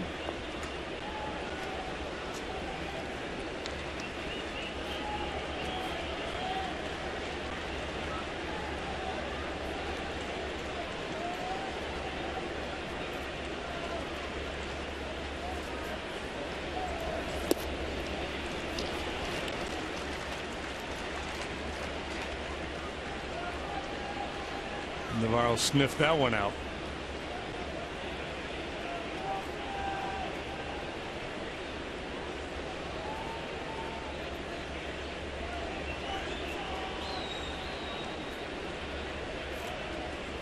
Hendricks has the sign. Here's a pitch. Lifted foul out of play, third base side. Inside the park home run by Andrew McCutchen. Pirates are in Philadelphia.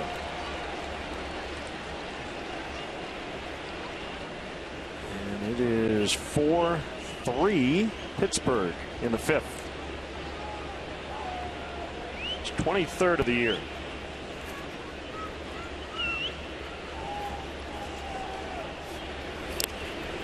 He walked him.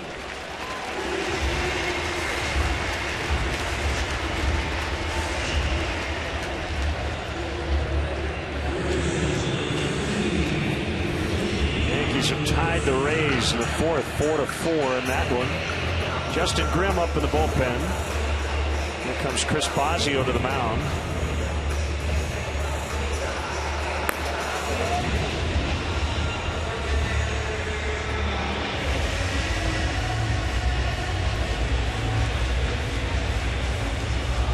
For the most part in this inning, Hendricks has made quality pitches. There's been a pretty good approach by the Blue Jay hitters. A little bit of misfortune on soft contact that has dropped in against him.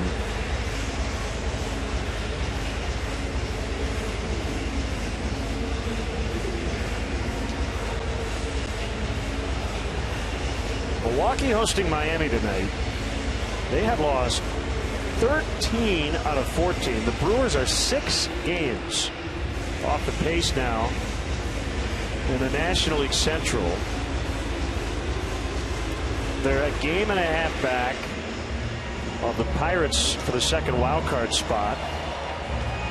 A lot of people are writing them off, not looking very good, but you know, the cycles of baseball tell you that when you lose 14 out of 15, you're kind of due to. It's like the whole stock thing when they tell you, past performance is no guarantee of future returns. Well, the same thing in baseball. Just because you're going bad doesn't mean you're going to continue to go bad.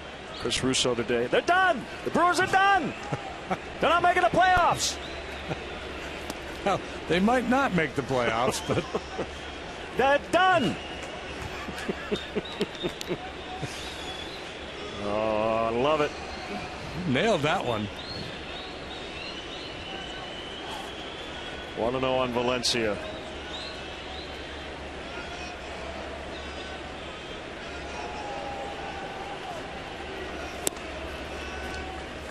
Love you, Mad Dog. 2-0 on Danny Valencia. 3-0 Toronto. If they don't make the playoffs, I wonder if Ron Renicke's job would be in jeopardy. I mean, it's possible. I think he's pretty good. And you talked about it, because the last time we played them. Yeah, they got that great start and their high expectations. Picked up Jonathan Broxton. They're going to owe him $9 million next year, I think. Yeah. I mean, I'm not saying he deserves to lose his job. Far from it. He's really, really good. It's just the nature of this business when things kind of unravel and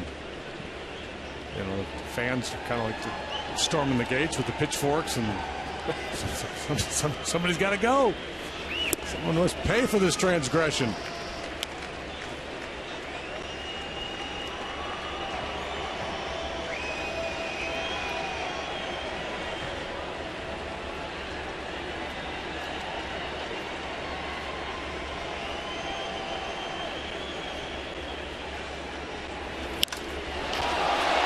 Deep to center.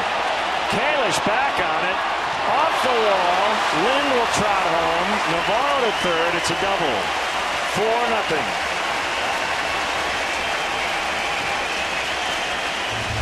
Nothing soft about that contact. At the mercy of the count. 3 balls and 1 strike. Hendricks had to challenge. Valencia was ready for it. His night will end, and ultimately he pitched far better than his final line. And even most of the at-bats in this inning, I thought he executed pretty well. Left a couple balls up. Again, the line will not look good, but solid effort from Hendricks. 4-0. We'll be back in the 6th.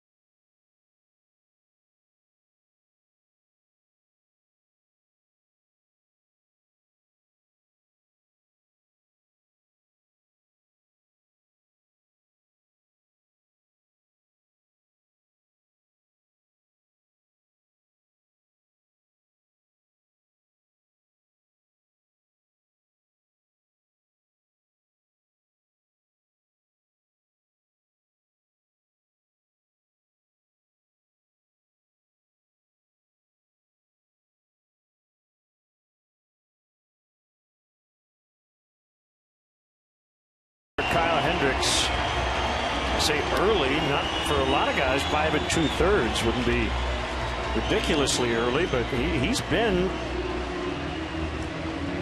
a 6 to 7 inning pitcher here early on in his career. Yeah, he was averaging 6 2/3 per start coming into this one, and there's not many guys in the game that do that for you. That's Justin Grimm.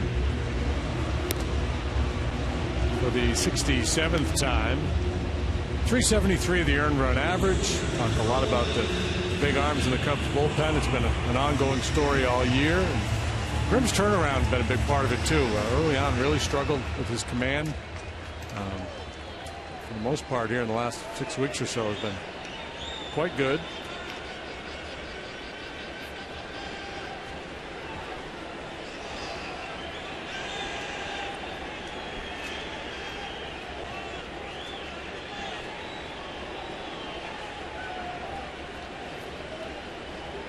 I am struck by how far off the plate Kevin Pillar stands. And usually when you see that, I think your first thought is that he likes the ball in, but I think most guys who stand that far off the plate like the ball away. They dive to cover the outside part of the way. Roberto Clemente famously was way off the plate, and he would dive out and just hammer that ball to right center field. But that pitch, I think if you can execute that pitch down and away, I don't know that there's a whole lot he's going to be able to do with that one at 97.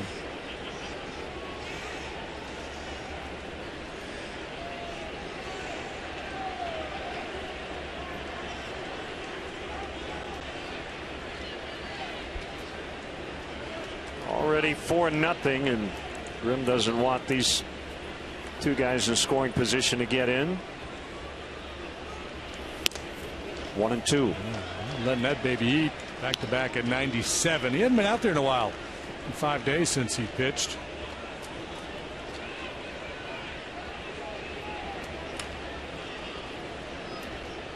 So Andrew McCutchen with his first career inside the park home run. Albert Pujols has tripled tonight for the first time since 2010. Pillar went after it. That's a strikeout. Good power slider by Grimm, but damage 3 runs. It's 4-zip Toronto after 6.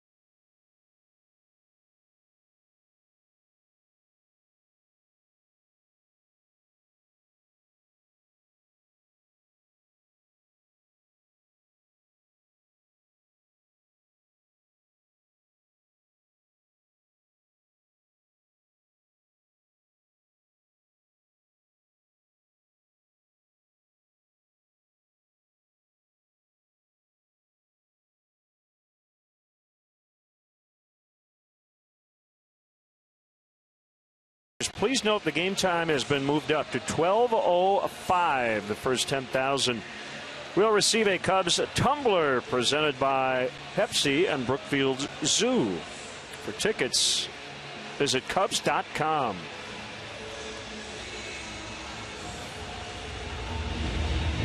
Danny Valencia, RBI double.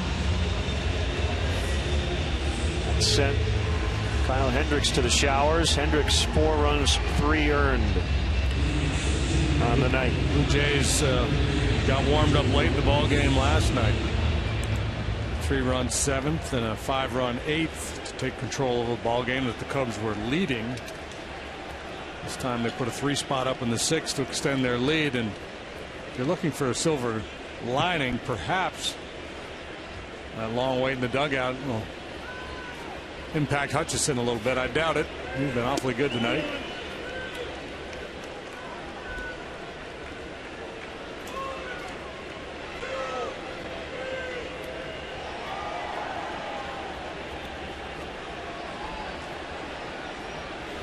Funny how the numbers can lie. I was looking at some numbers on Hutchison here earlier, and here in his home ballpark, he's 4-5 with a 5.19 ERA. And I thought, well, that's not very good. Right. And then I look at his last 3 home starts, and it tells a different story. August 6th, Baltimore is in town. He goes 8 2/3 of 1-hit baseball, allows a run. His next home start is Tampa Bay, 6 innings, 1 run. His next home start, Yankees, 7 innings, 1 hit, no runs. That's really good stuff.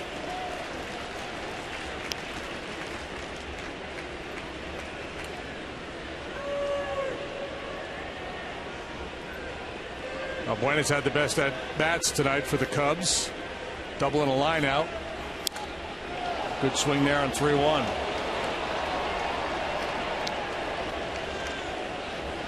A deep line out to right field last time up.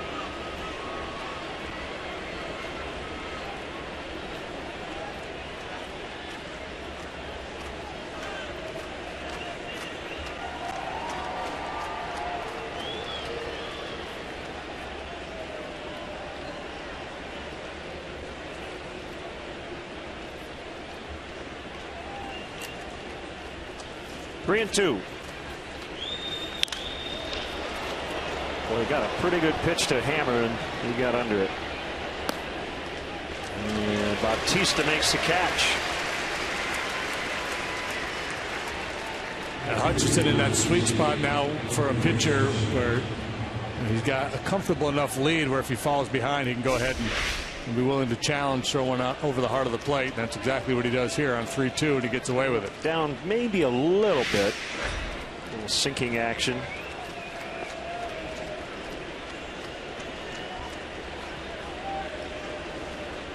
An unusually quiet night. Only 2 at bats for Soler. He has struck out and flied to right. Although I say that in his 12th major league game, hits in 10 of his first 11.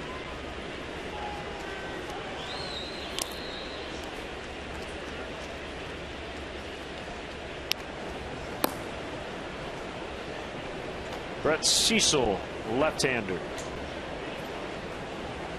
With cool glasses.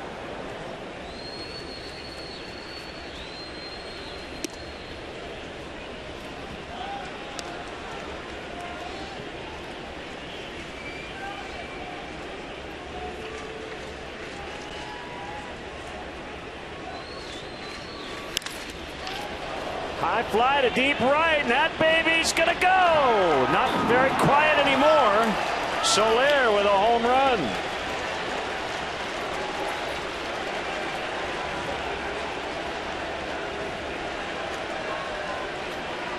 There's some big time power the other way for Jorge Soler as he circles the bases for the 4th time in his young major league career. Dugout that has been subdued much of the night up on their feet. To greet Soler, shutout gone for Hutchison. Might be the biggest necklace I've ever seen. A Ford home run replay. Everybody gets pizza. It's his 4th.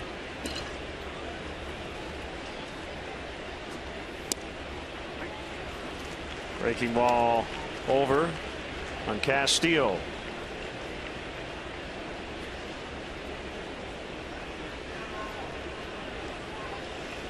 They put those on their tires up here in the wintertime.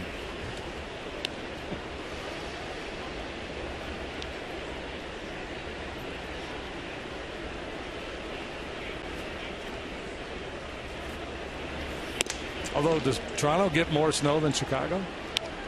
Probably not. I'm going to say no.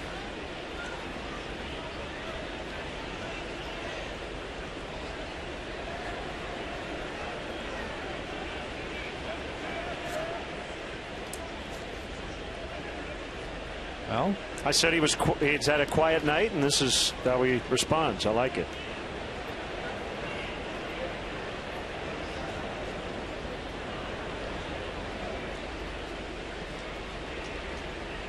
Pete Walker's a pitching coach for the Blue Jays.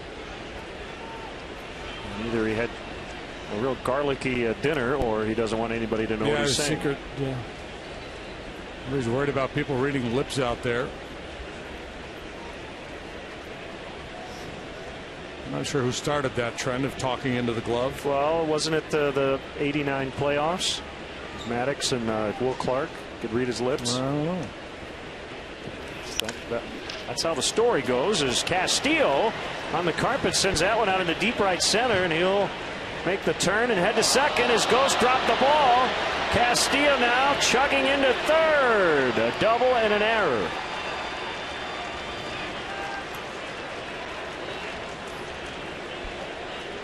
Cubs have made a couple sloppy plays tonight. Now the Blue Jays with a misplay, and then Ghost got off an unbelievable throw to third base. Had a little. I just made a big error, adrenaline flowing, I guess. Castillo 3 hits last night. Looks like he's assuming single there out of the box, but again on this turf, that ball's going to get through the alley, through the gap more quickly than it will on grass. So make no assumptions. This does a nice job cutting it off, but he draws back to make the throw. He drops the ball. Nice hand from the home fans for Hutchison, who leads, leading 4-1.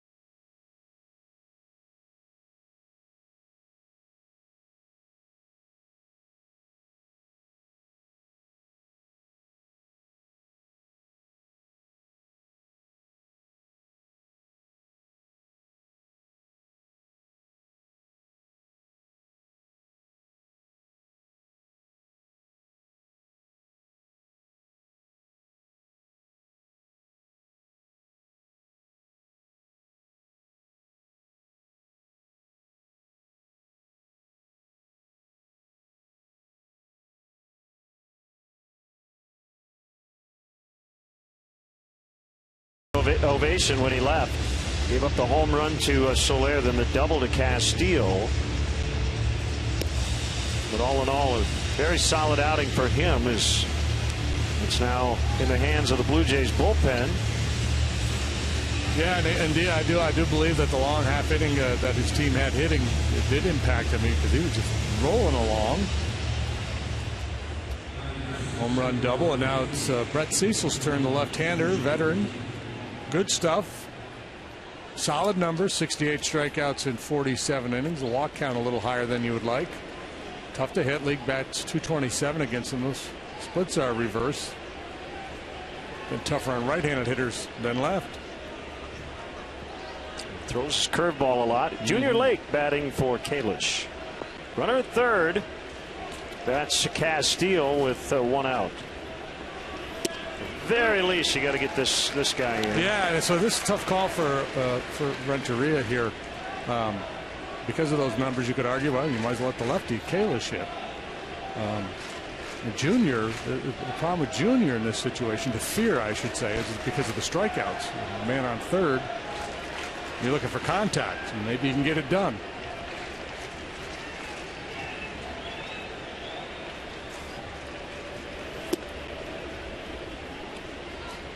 Not an easy at bat for him because he hasn't had much playing time lately.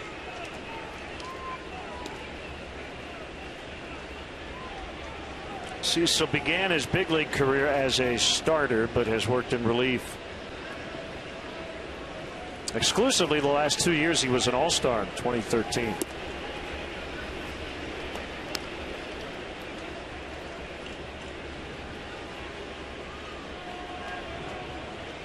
Maryland native, born in Dunkirk, Maryland, went to DeMatha High School in Hyattsville, and then turned out a lot of basketball players. Yes, the University of Maryland, College Park. Swing and a miss. Pretty nasty there.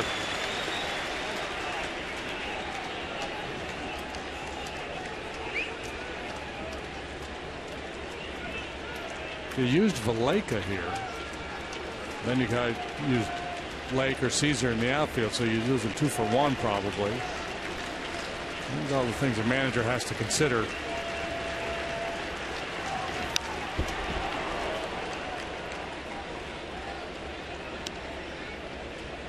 Fastball up was a bit of a risky proposition for Cecil. Good aggressive hack by Junior. I'm guessing something spinning down now. That curveball or maybe a changeup.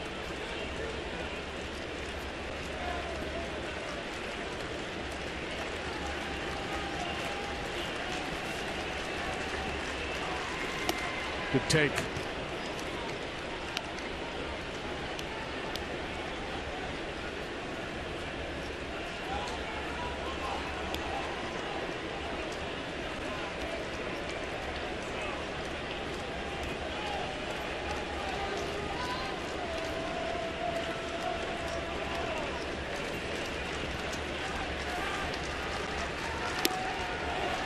Curve missed outside, and Lake takes the walk. Yeah. Pretty good AB there by Junior.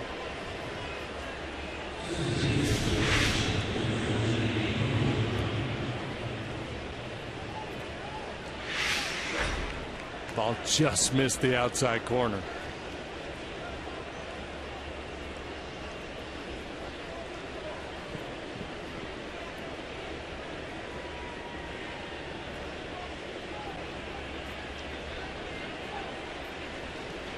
Alcantara turns around, bats right-handed, and a cut and a miss.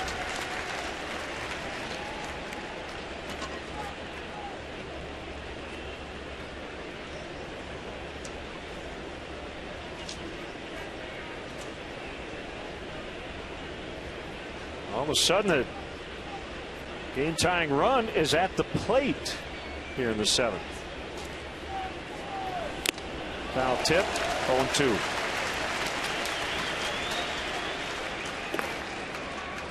Wesley Wright up in the Cubs bullpen. Alcantara, 239 hitter from the right side with 2 of his 8 home runs coming as a right-handed batter.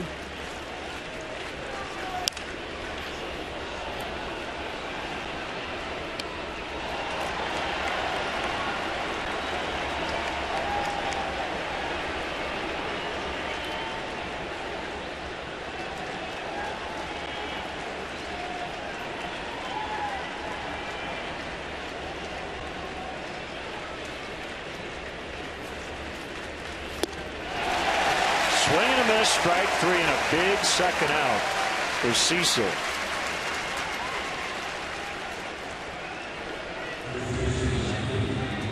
Now Mike Alt, who has struck out twice. Those are bats coming against Hutchison, the right-hander.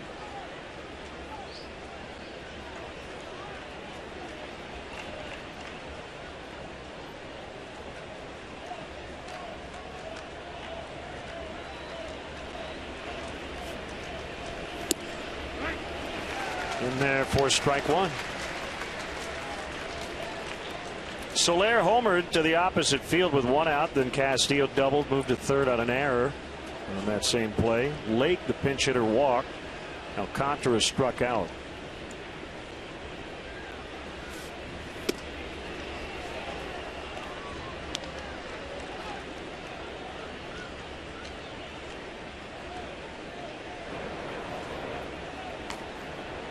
Sanchez, we saw in the ball game last night, young right-hander, throws pellets, 97-mile-an-hour sinkers.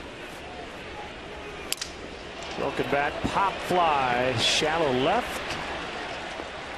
Catch made by Pilar, and the inning comes to an end. Stretch time in Toronto. Soler gets the Cubs on the board. They're within 3. It's 4-1.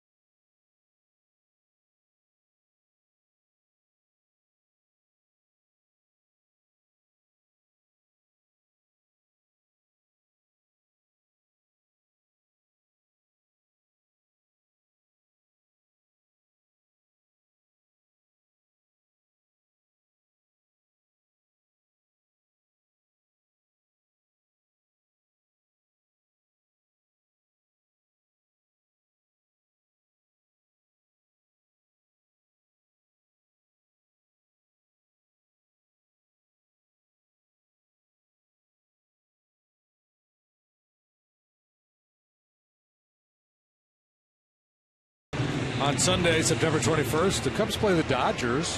First 5,000 kids 13 and younger will receive a Cubs lunch tote, pictured there. Presented by Jewel Osco. After the ball game, the first 1,000 kids 13 and younger will have the opportunity to run the bases. For more information or to purchase tickets, visit Cubs.com. Blake stays in after pinch hitting and plays center.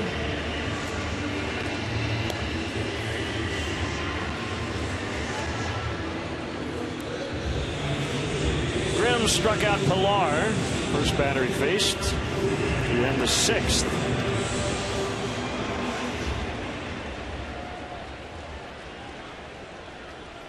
Ryan Goins will lead off for the Blue Jays here in the 7th.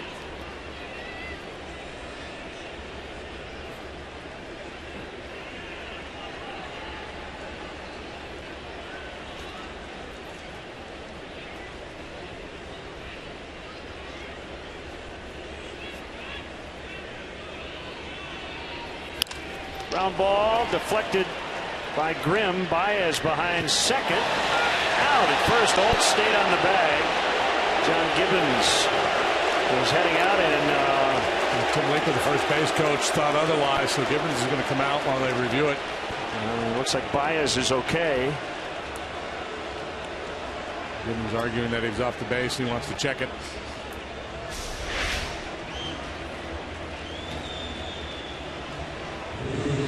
Win that one.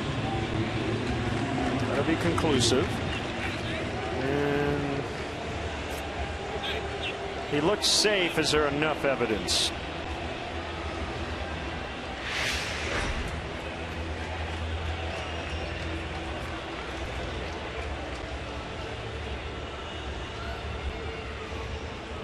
This is kind of fun. I don't know all if there is. All the principals involved are looking up at the big screen here in the ballpark.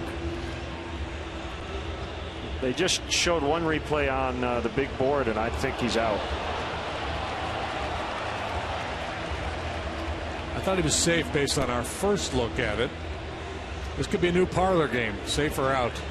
We could take all these replays from the year, put it on a disc, and people could sit around in the winter when they're starving for baseball and watch plays and then go safe or out. And after like a 10-second delay, the word will flash up on the screen. They're sticking with out. You won. So you won. Yeah, they're just So I lose my next turn, and you get to roll the dice and move around the board. My thought is, you look at it 5 times and you're still not 100% sure, then you can stick with a call. Question is not, was he safe or out? It's, was he really safe? Is there enough evidence to overturn it? Yes. But the Canadian legal system, though, is it like Britain? Do you have to have? Beyond a reasonable doubt? Do you have to have like a unanimous jury? Here comes Wesley Wright. We'll try to sort it all out. We'll be back.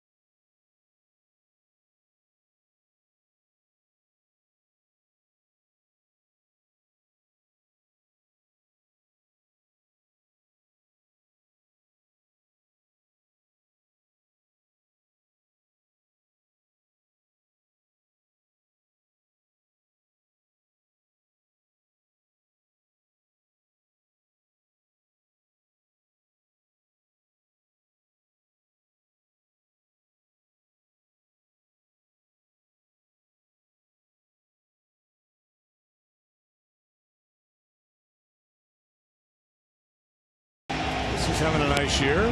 55 appearances, a 274 earned run average. 46 innings, 43 hits, 18 walks, 37 strikeouts. He's allowed a couple of home runs. Grimm, 2/3 tonight. All zeros on his line with 1 strikeout.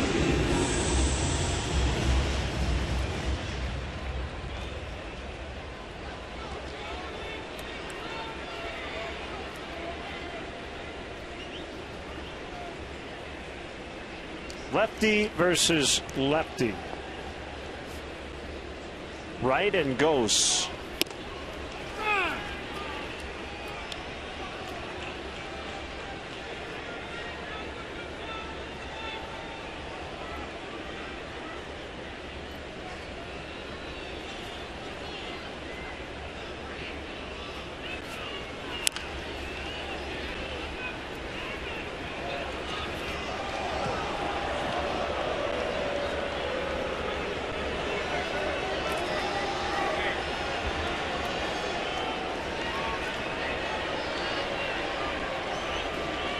Cubs don't rally. It will be their 6th consecutive loss. That will tie the season high losing streak. Streak's probably not the right word. That has more of a positive connotation. Losing skid. That took place July 5th through the 9th. Between then and now, this streak, this skid, they were 26-24, playing some pretty solid baseball.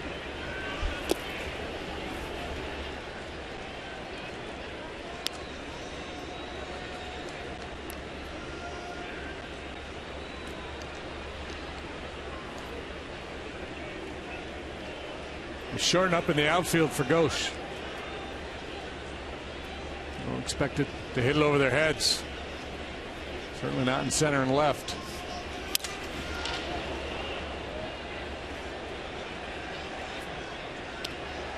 The danger, of course, is a line drive towards the gap. You don't have as good an angle when you're shortened up, and with his speed, easy double, possible triple. He splits the gap.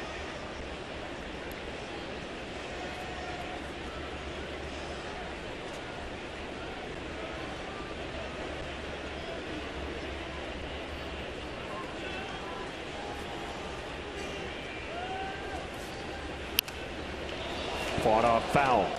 All right, one last Blue Jays trivia question. All right. It's kind of a weird one. The best Blue Jay player nobody will ever talk about. Otto Velez. No. He was fourth on my list. Ernie Witt. No. People talk about Ernie. Yep.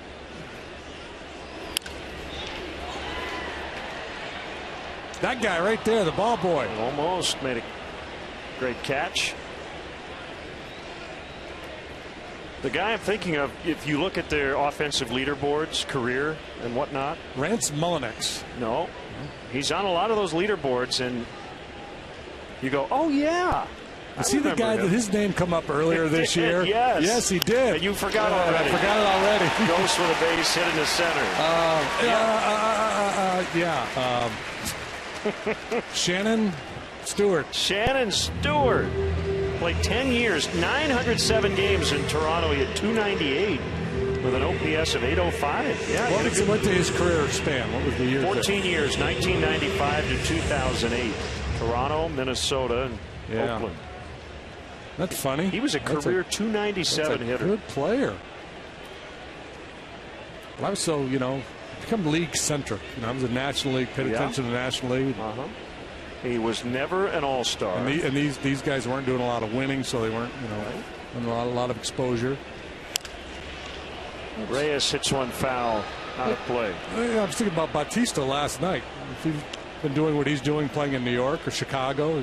Yep. So that's one if you just had to find, name a Blue Jay, and if your first response was Shannon Stewart, you'd get bonus points. Yeah. The next time you bring that up, I'll forget his name again.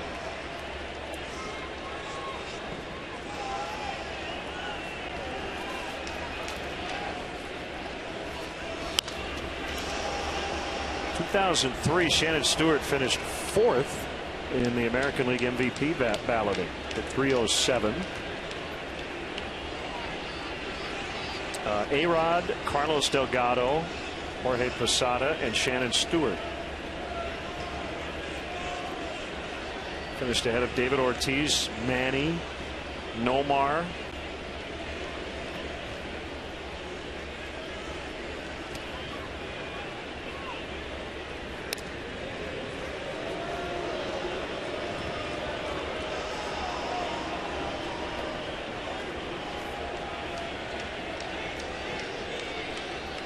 Shannon, if you're out there watching, we didn't forget about you. No, we're going to start a Remember Shannon Stewart campaign. Reyes rifles one into right.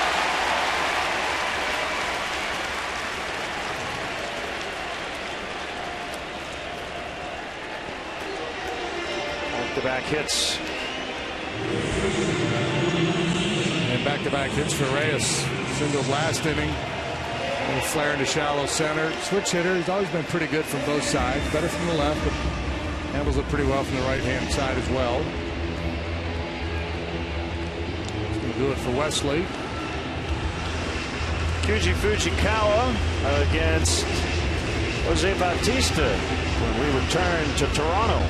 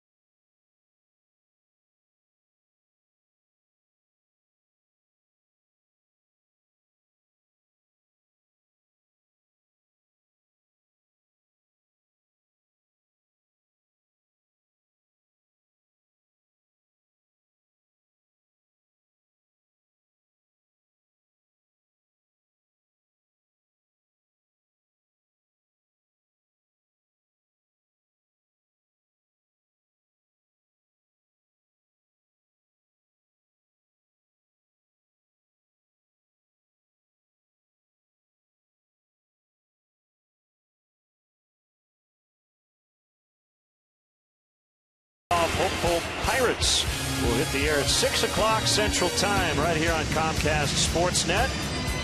Tsuyoshi Wada, Garrett Cole, the pitching matchup. How about this? A standing inside the park home run. Towards center, Revere back. One of my questions is, where was the right fielder on this play? McCutchen is going to get at least 3. He's got a shot for an inside the Parker. This should be a no-doubter. An inside the park home run for Andrew McCutchen has tied the game. Yeah, I couldn't tell because the camera angle, they cut away, so I'm not sure exactly where the right fielder was, but he should have been providing some support over there. I love Revere leaping into the wall. He had no chance at all to make a play on that ball. Be curious to know how quickly McCutchen got around the bases because he was flying. Now Fujikawa works for the 13th time. He's got a 3.48 ERA. He's allowed 4 runs so far this year. 3 of them came in 1 outing, so he's been scored upon twice in his 12 appearances so far.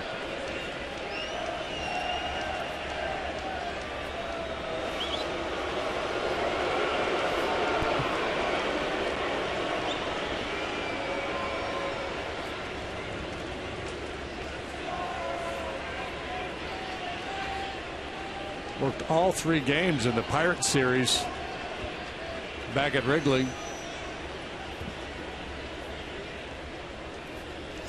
Making up for lost time. Come almost 14 months between big league appearances because of Tommy John surgery. Yeah, and he's picking up a little steam on that fastball. That one clocked at 92.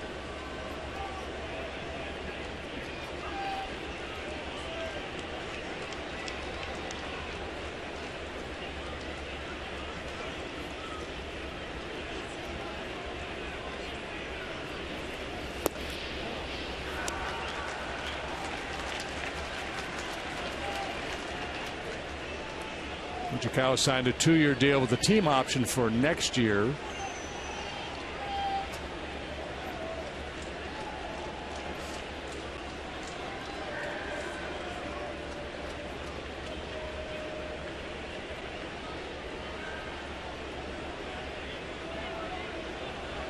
"33 years of age."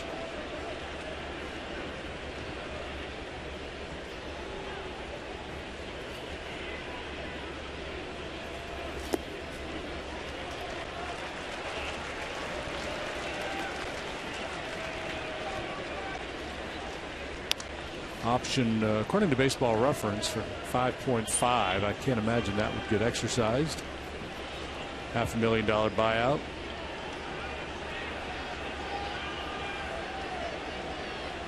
Our AT&T U-verse multi-view, 2 on, 1 away here in the Blue Jays 7th.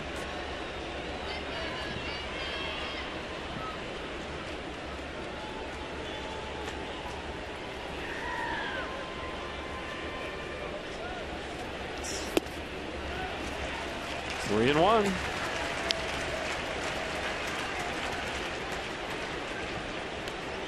Batista's been quiet so far tonight. Walked first time up. Flew out in the 4th, flew out in the 6th.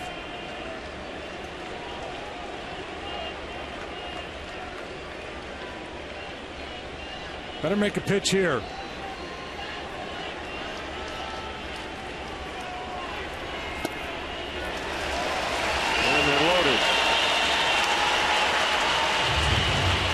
Discretion is the better part of valor. Split finger pitch on 3-1 to Batista. The bad news is you got Encarnacion coming up now with the bases loaded.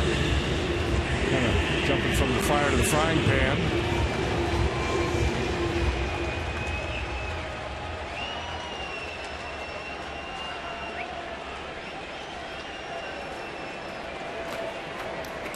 Left-hander Aaron Loop has joined Sanchez.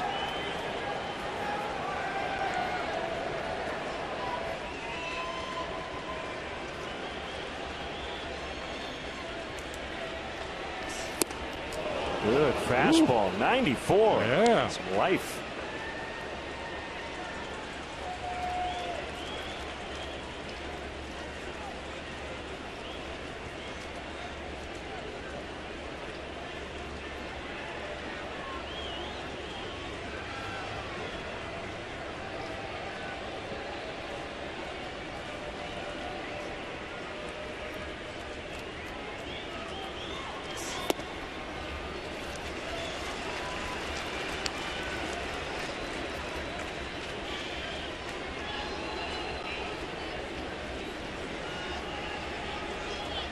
Those aren't Pat Tabler numbers, but pretty good.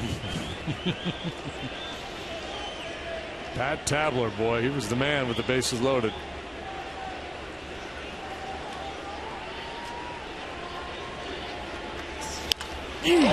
Fujikawa fortunate to get out of the way of that screamer, and a terrible throw by Lake. Couple of runs in. Thankfully, Fujikawa's all right. Encarnacion was actually looking back at the pitcher as he was headed toward first. I think he was concerned. He had hit that ball so hard. Boy, that was scary. He absolutely Charlie Browned him. And thankfully, Fujikawa able to duck out of harm's way there. How about that? As soon as he's down, though, way back up, grabs his hat and runs in the backup home plate. And Junior, I'm not sure where he was going with that throw. And that's probably why he made such a bad throw, because he wasn't sure what to do with it either. Some indecision. And the second night in a row, the Blue Jays piling on here late.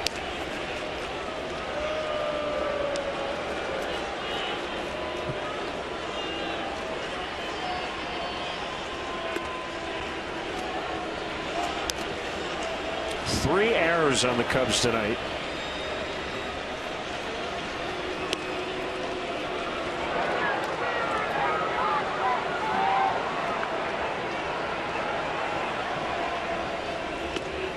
Ricky's kind of had that look all night, and that's not one we've seen that much this year. I think his point of view is, look, I've got a young club. I know we're going to lose a good bit more than we win.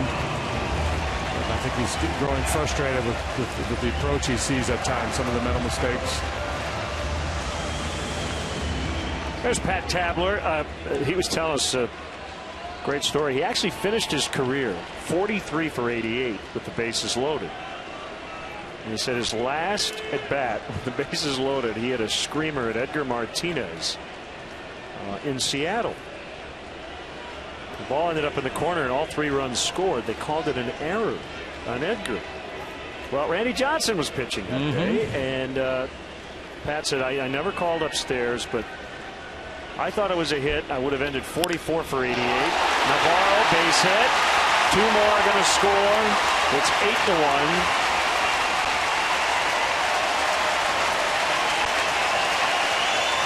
Well, earlier you said it was starting to look like a Stroman night. Tonight, now, it's starting to look like last night. Yeah. It's been a pretty impressive show by the Blue Jays of this series. All facets of the game really outplaying the Cubs. The pitching, obviously the bats. Cubs getting a little sloppy, a little loose defensively. Yeah, so Tabler called in the official score. They basically agreed that the scorer would ask Edgar the next day, should that have been an error? And basically he said yes. Yeah, or no. He said that ball hit a seam. It should have been a hit. Yeah. And they never changed it. And I think part of the reason why it would have been earned runs for the big unit. For the unit, yeah. So he finished 480 something with the bases loaded. Do you have the actual number? It was 43 for 88. Yeah, I'll find it here.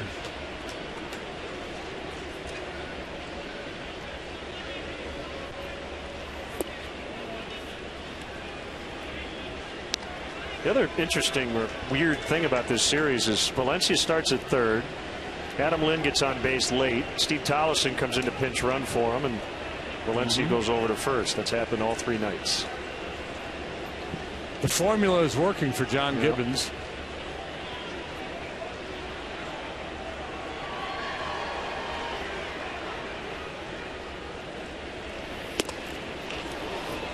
.477. 477. Okay. Nope. 489. 489. Even better.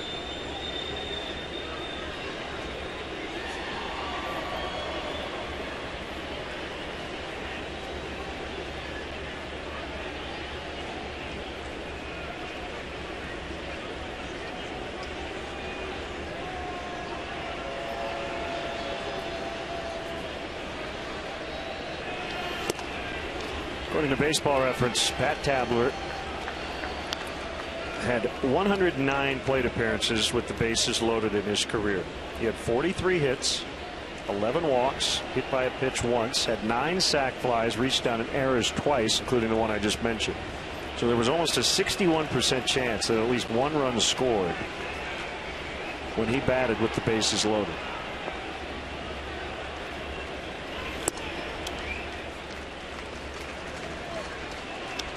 Finished his career here in Toronto in 1992, lifetime .282 hitter.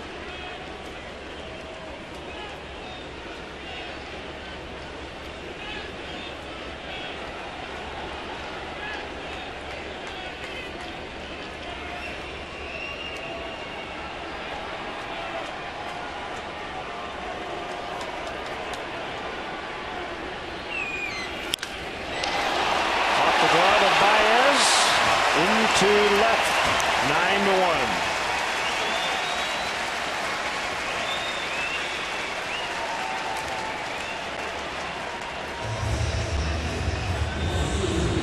Blue Jays have outscored the Cubs 26-3 in this series.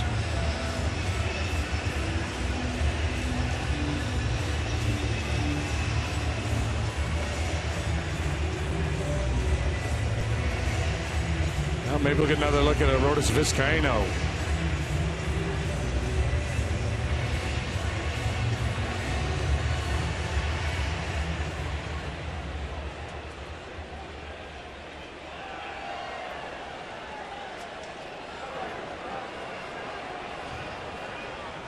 Ross Cup and Parker.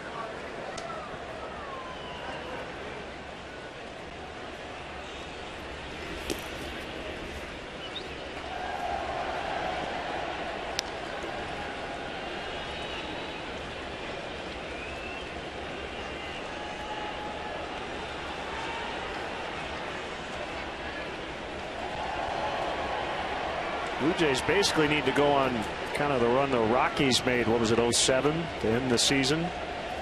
Took them all the way to the World Series. So they're going to get into the playoffs. But is that when Rocktober was coined? Didn't they win 21 out of 22? Something really good, yeah. Get into the World Series.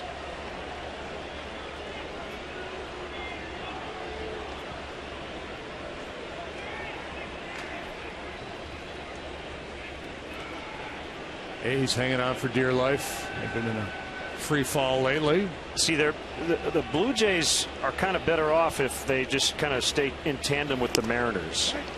In other words, if Seattle's ahead of them, that's okay, because Seattle comes here for 4 in the final week of the season. So if they're within striking distance of the Mariners and don't have anybody else to chase for one of those spots, that's about all they can really ask for, I think, to somewhat control their own destiny.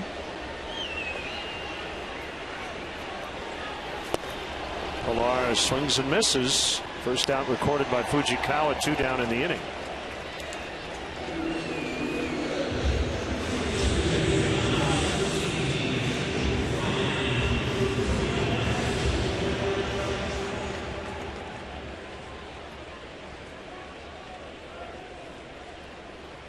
Goins grounded out to start this 7th.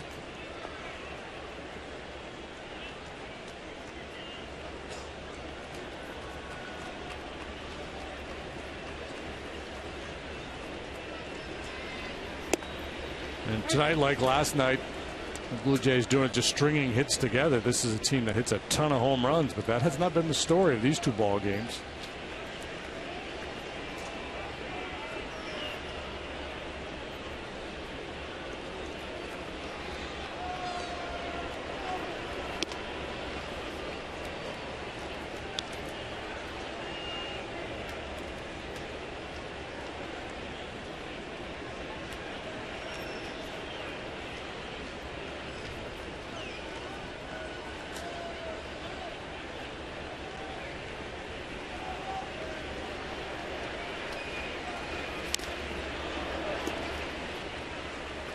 It's interesting when you only see a team once every few years, and just for this year, 3 out of the 162 will be played here in Toronto. But of the teams we have literally witnessed in person, Is there a National League club you've seen that's played better tan the Blue Jays have played in these 3 games? Well, just the way that, man, the ball is jumping off the bats. All the line drives they've hit.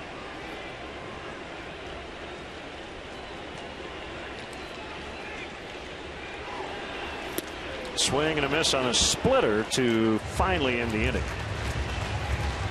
They put up 5 here in the 7th and lead 9-1 as we go to the 8th.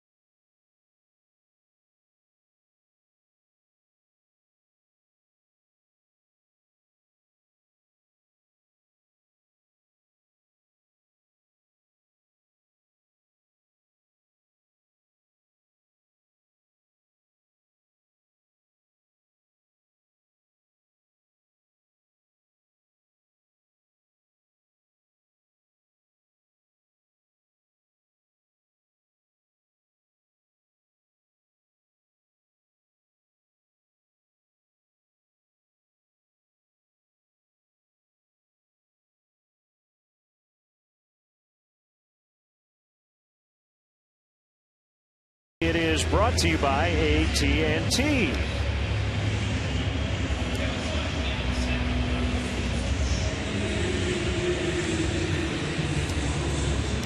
Changes for the Blue Jays.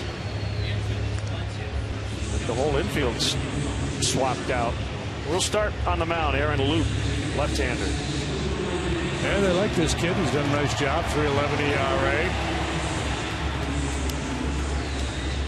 He's been just really tough on left-handed hitters, batting just 156 against them. Not like it's been easy for the righties either. 240. That delivery there, you can see where it'd be tough on left-handed hitters. Tollefson stays in and plays third. Goins goes to short. Munenori Kawasaki is at second, and Valencia at first.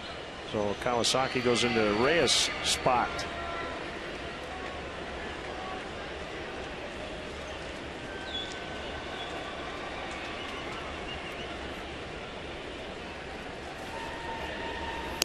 As we would call it, the Cummings and Goins of the Blue Jays infield.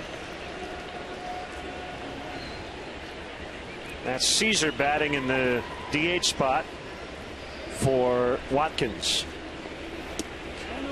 Candy Cummings is thought to have invented the curveball way back in the day. Really? Had a matchup with Cummings and Goins. Candy Cummings. 2. 1 and 2. Now you've got me second guessing myself. Oh, I believed you. I just to was confirming the first name. Go to the Google machine. Yeah, Candy Cummings. William Arthur Candy Cummings. Goins gets Caesar. One away here in the Cubs 8th.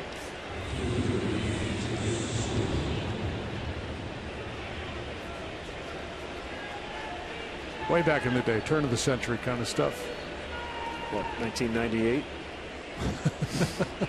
Oh, that's okay. Here's Coughlin. Loup with his 162nd career appearance, all as a reliever. product of Tulane University. There's Arodys Vizcaíno. Looks like he'll get the bottom of the 8th.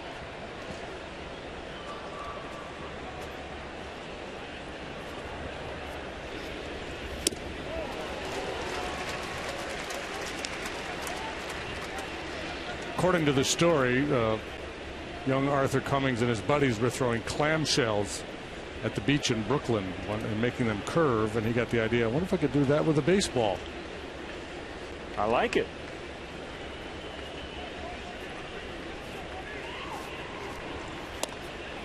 Strike 3 called on the outside.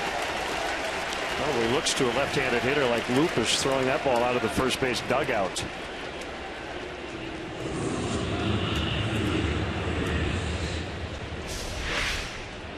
Yeah, it's a real challenge for a left-handed hitter to keep that front side locked in against that drop-down delivery.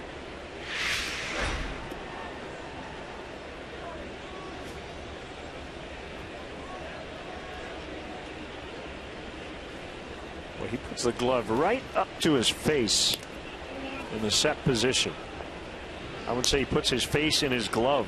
Might be the better way to put it. Watch this.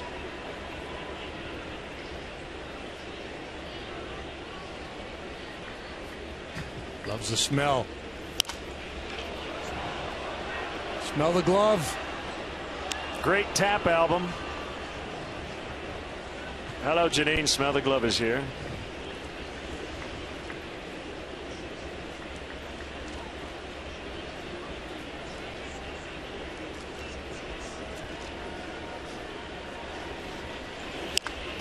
Bounced back to the pitcher.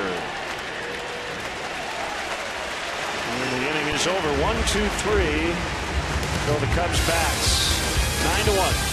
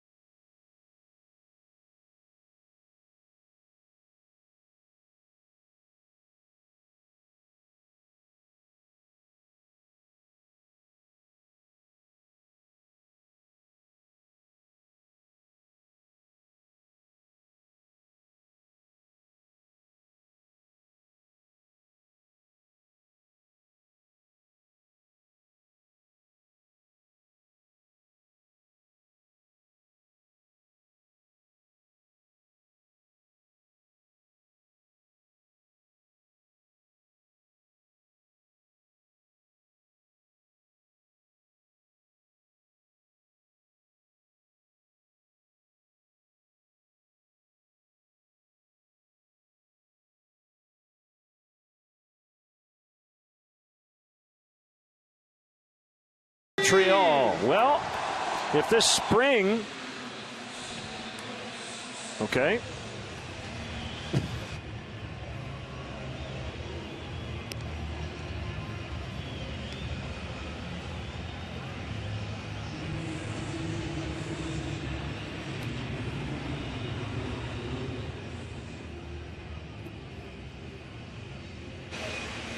Cap, thank you. Well, we've asked this question a lot. Will baseball return to Montreal? Well, it did, at least temporarily, this March, and will again at the end of spring training next year.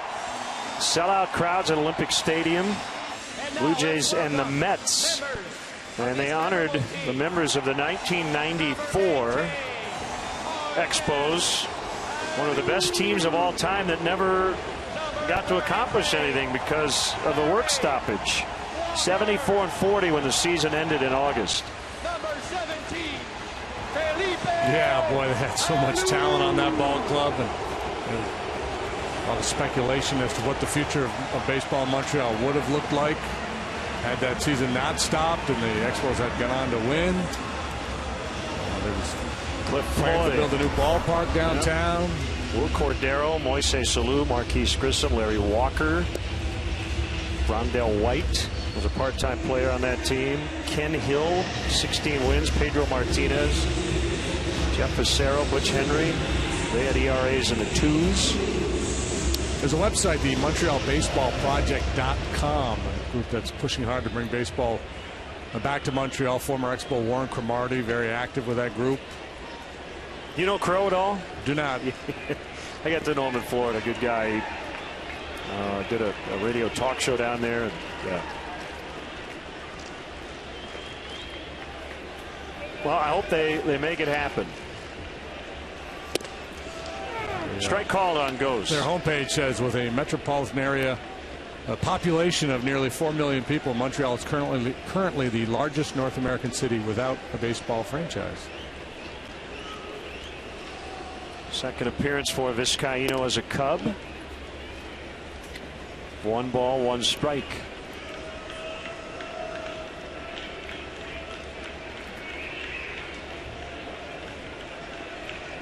Acquired from the Braves July 30th, 2012.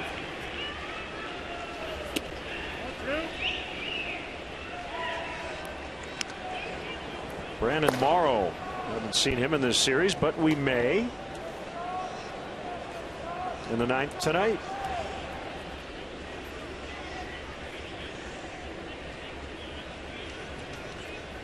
They will hand the ball tomorrow. 3-1.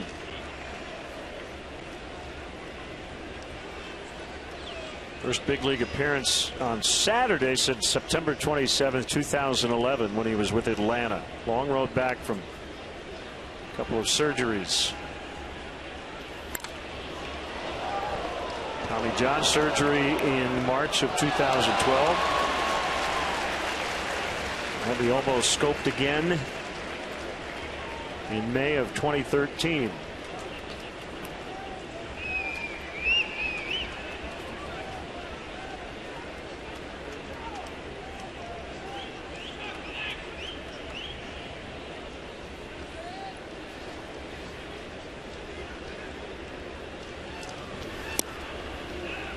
Rafael Lopez now catching. Ball 4. They also honored the late Hall of Famer Gary Carter in Montreal earlier this year.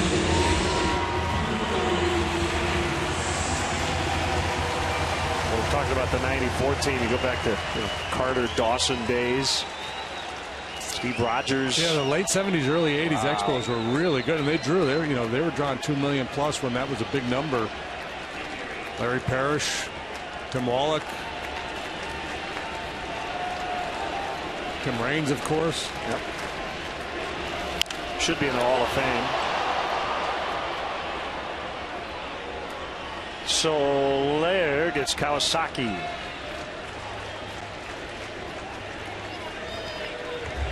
Are you yes or no on Tim on Raines? Raines? Yeah, I'm probably yeah. I'm a firm yes.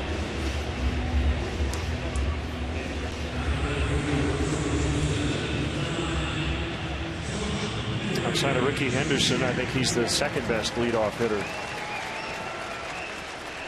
Can you name another one? Yeah. You No. take over Tim Raines? No, I mean, I have to go into the Wayback Machine, but of anybody that's played since I started paying attention to baseball, I can't think of anybody. John Mayberry Jr., recently acquired from Philadelphia.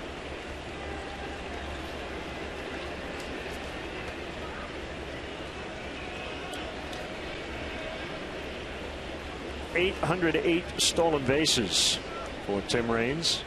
So while Ricky Henderson was doing it in the American League, Tim Raines was doing it in the National League for the most part. Late in his career, the American League. Mayberry into the left field corner, and he's got a pinch hit double. His dad played for the Blue Jays. Big John.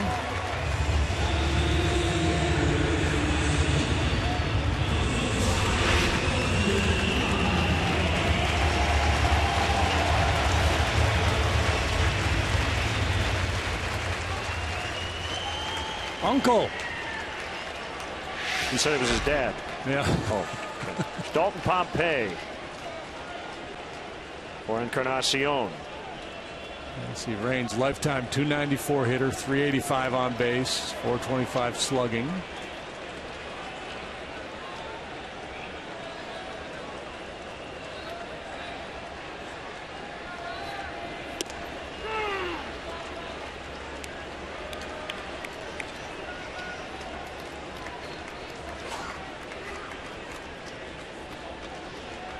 .2,600 hits.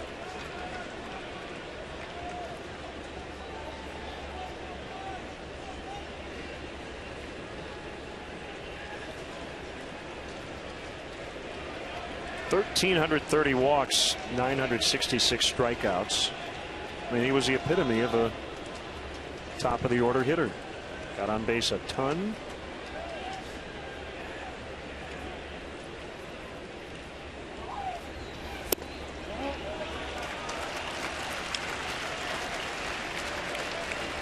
And was a great base stealer.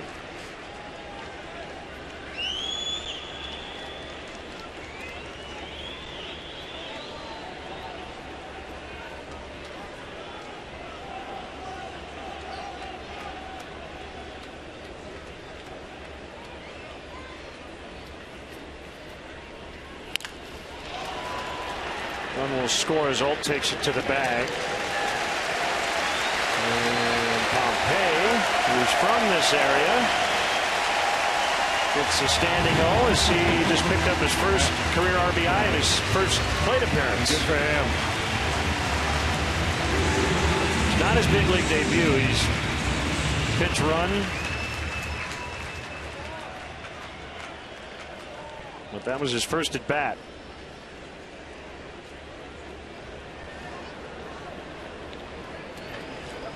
John Fraser High School. This is Sauga, Ontario. Steve Tollison slings and misses. 10-1.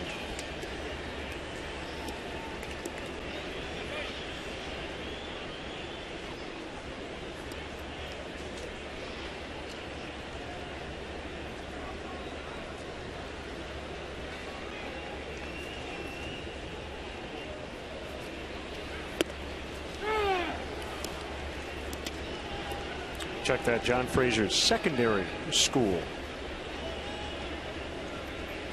Be more specific.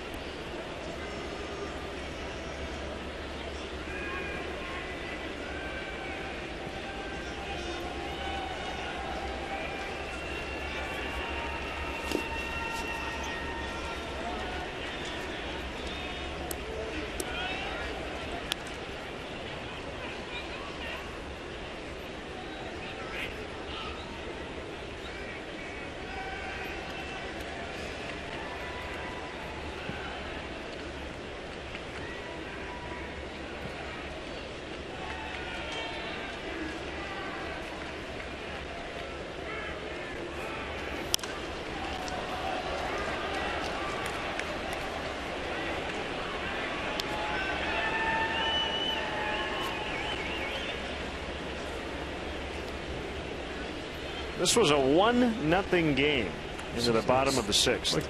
Like Yogi said, deja vu all over again. Like last night's ball game. That was what led 2-1 in the seventh. Yeah, going into the seventh. So, not exactly like it, but similar in that it was a competitive game for much of the night.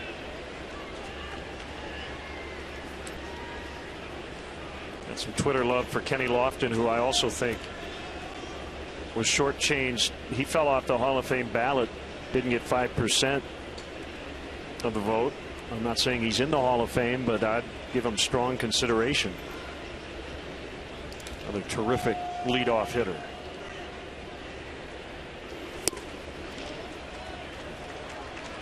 And I think I have a soft spot for good leadoff hitters because we don't see a ton of them anymore. Guys who do all of it. High on base, right, yeah. Steal bases. Little pop, maybe.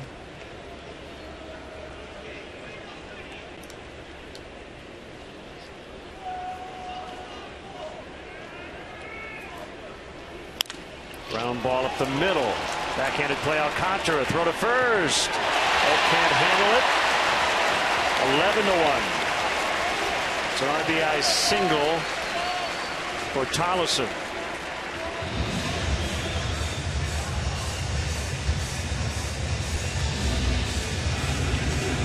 Now it's starting to feel like a spring training game. Another pinch hitter, Josh Thole.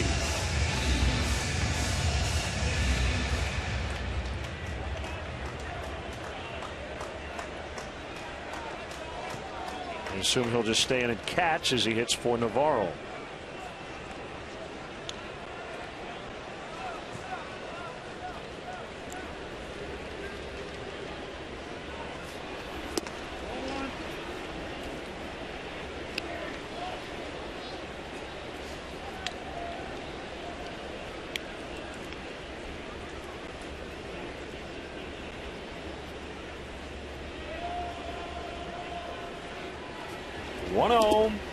In Major League Baseball, using 300 plate appearances as a filter in the leadoff spot, highest on base percentage belongs to Christian Yelich of the Marlins at 379.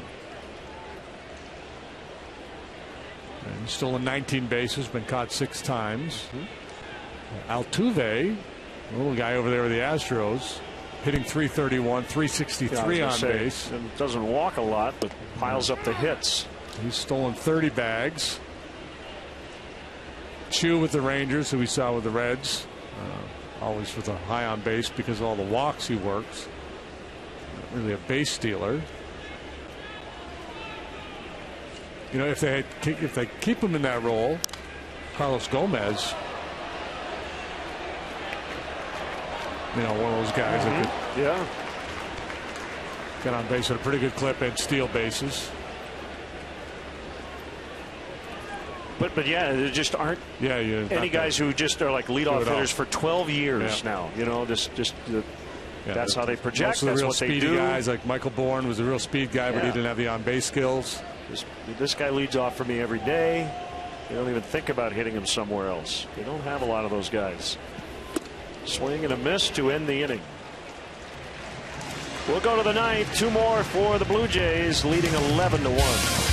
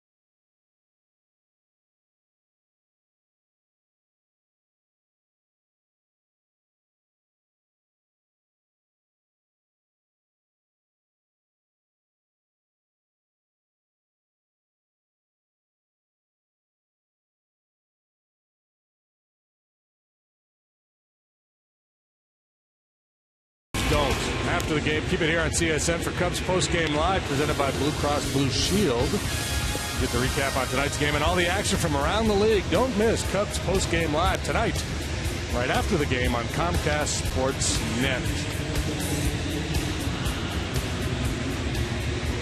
Mayberry stays in and plays right. Thole catches. Brandon Morrow is the pitcher.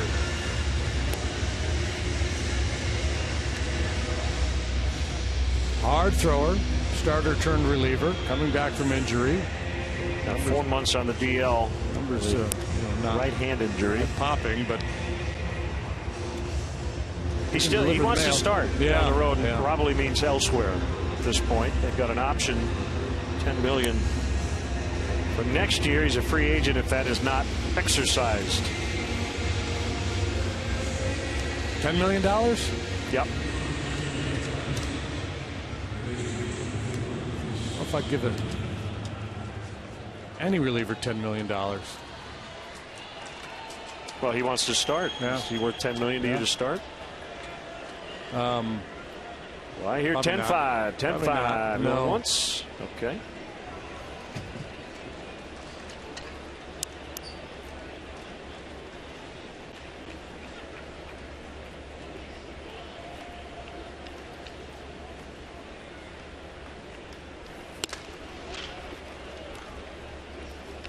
Ball one on Valbuena. Well, it's there's so much money in the game, right? It's hard to you say that. I wouldn't give him $10 million, and he's like, well,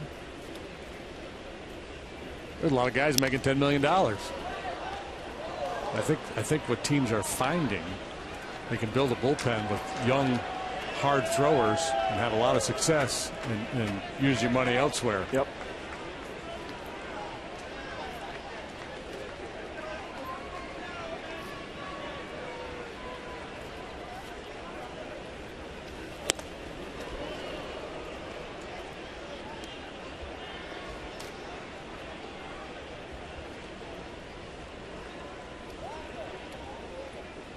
Soler with a home run his last time up. The only run for the Cubs tonight.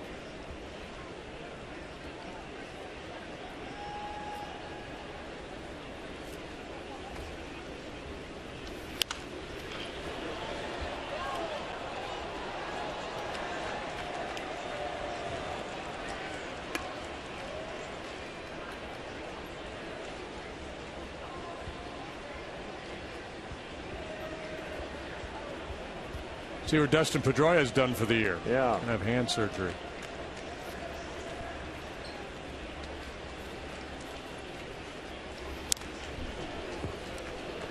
The Pirates looking to close out the Phillies, have a 6-3 lead. That's where we will head tonight. Off day tomorrow. Weekend set with the Pirates. Showed you the inside the park home run McCutchen hit. Russell Martin has also gone deep, his 9th.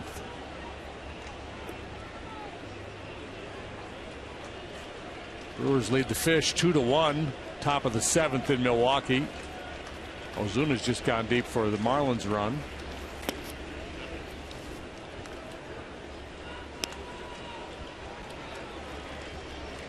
I'm buying some Marlins stock this offseason. You get Jose Fernandez back.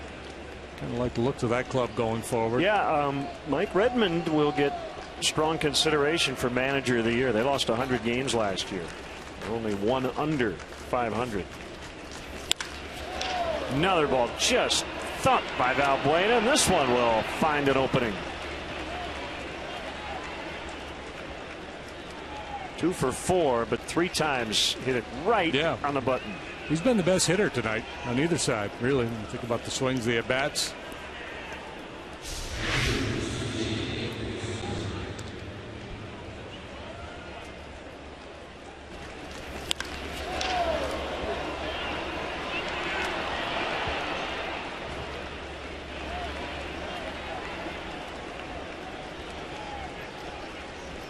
Leadoff man aboard. Now Soler.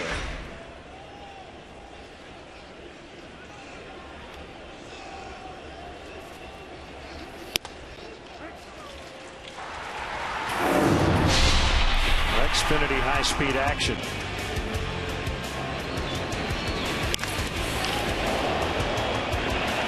That is some power. Yeah, try to sneak a heater by him and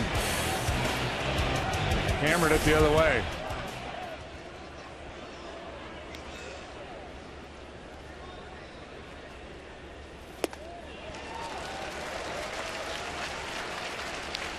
Reds beat the Cardinals 4-2.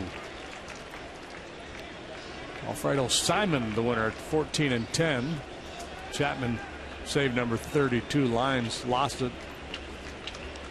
And Ryan Ludwig hit a home run, his 9th. Beat them last night too, didn't they? I think so, yes. Yeah.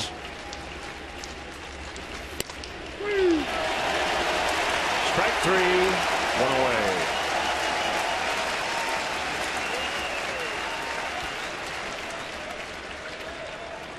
Twins and Indians rained out tonight. They'll play a doubleheader tomorrow.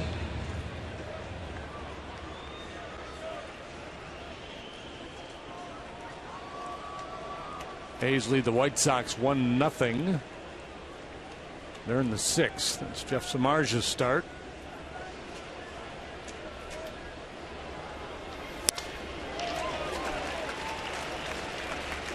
Rafael Lopez. How about a first big league knock here?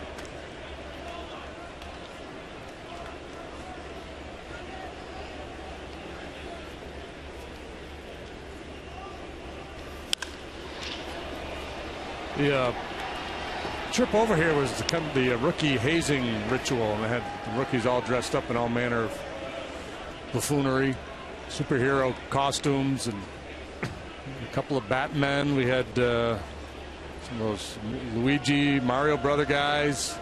I couldn't quite figure out what Lopez was. I mean, he had some kind of headpiece on. Yeah, I don't remember. I'm bad with the superhero thing.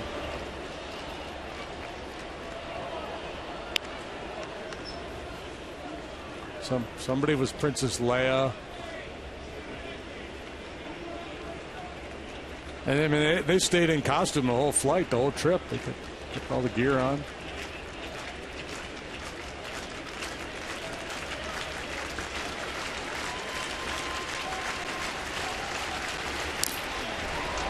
I think Brian Schlitter was Wonder Woman. That's it. Yeah. Yeah, that was a sight to behold. I don't know all the details if guys were just given the choice. This looks like it fits you. Yeah, usually what happens is the veterans. I think John Baker might have been the guy, right? Typically they pull the rookies' clothes out of their locker and they replace it with the outfits. So, well, if you want to go, you got to wear something. This is what you got. Lopez strikes out. There's tight slider from Morrow. 2 away. And it's Junior Lake. 11-1 Blue Jays as they go for the sweep. It's 14 strikeouts by Blue Jay pitching tonight.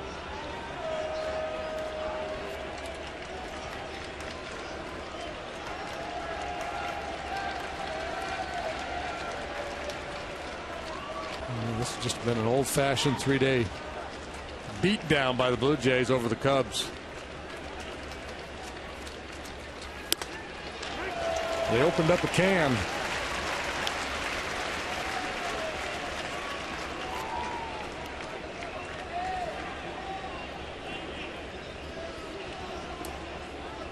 And, you know, a bit lost in the shuffle, and the Cubs have been outscored 28-3 in this series because of the Blue Jays offense.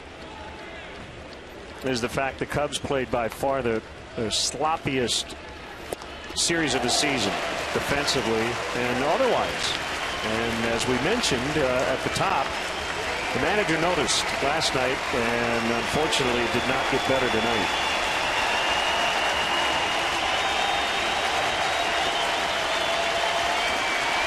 And he has had a very stern look throughout.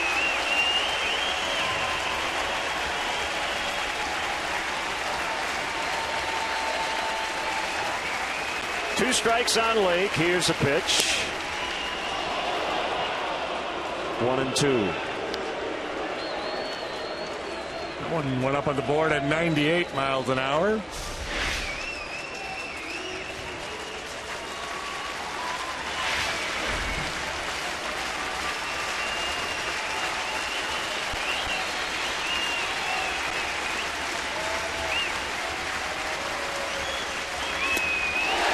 Mercifully, this one is in the books. The Blue Jays dominate the Cubs again tonight, 11-1 the final. So the final tallies in this series: 8-0, 9-2, 11-1. Blue Jays didn't really care how they did it or by how much. They just needed the wins. Off day tomorrow for the Cubs in Pittsburgh, and they'll try to end now a 6-game losing streak on Friday. And all phases, the Blue Jays just really good in this series. It started with the Stroman kid in Game 1, the complete game shutout, one of the best pitching performances we saw all year. And we saw a similar one from Hutchison, Drew Hutchison, here tonight. He didn't go the distance. He didn't quite have the results, but for a stretch, he was as dominant as Stroman was. And he is our GMC.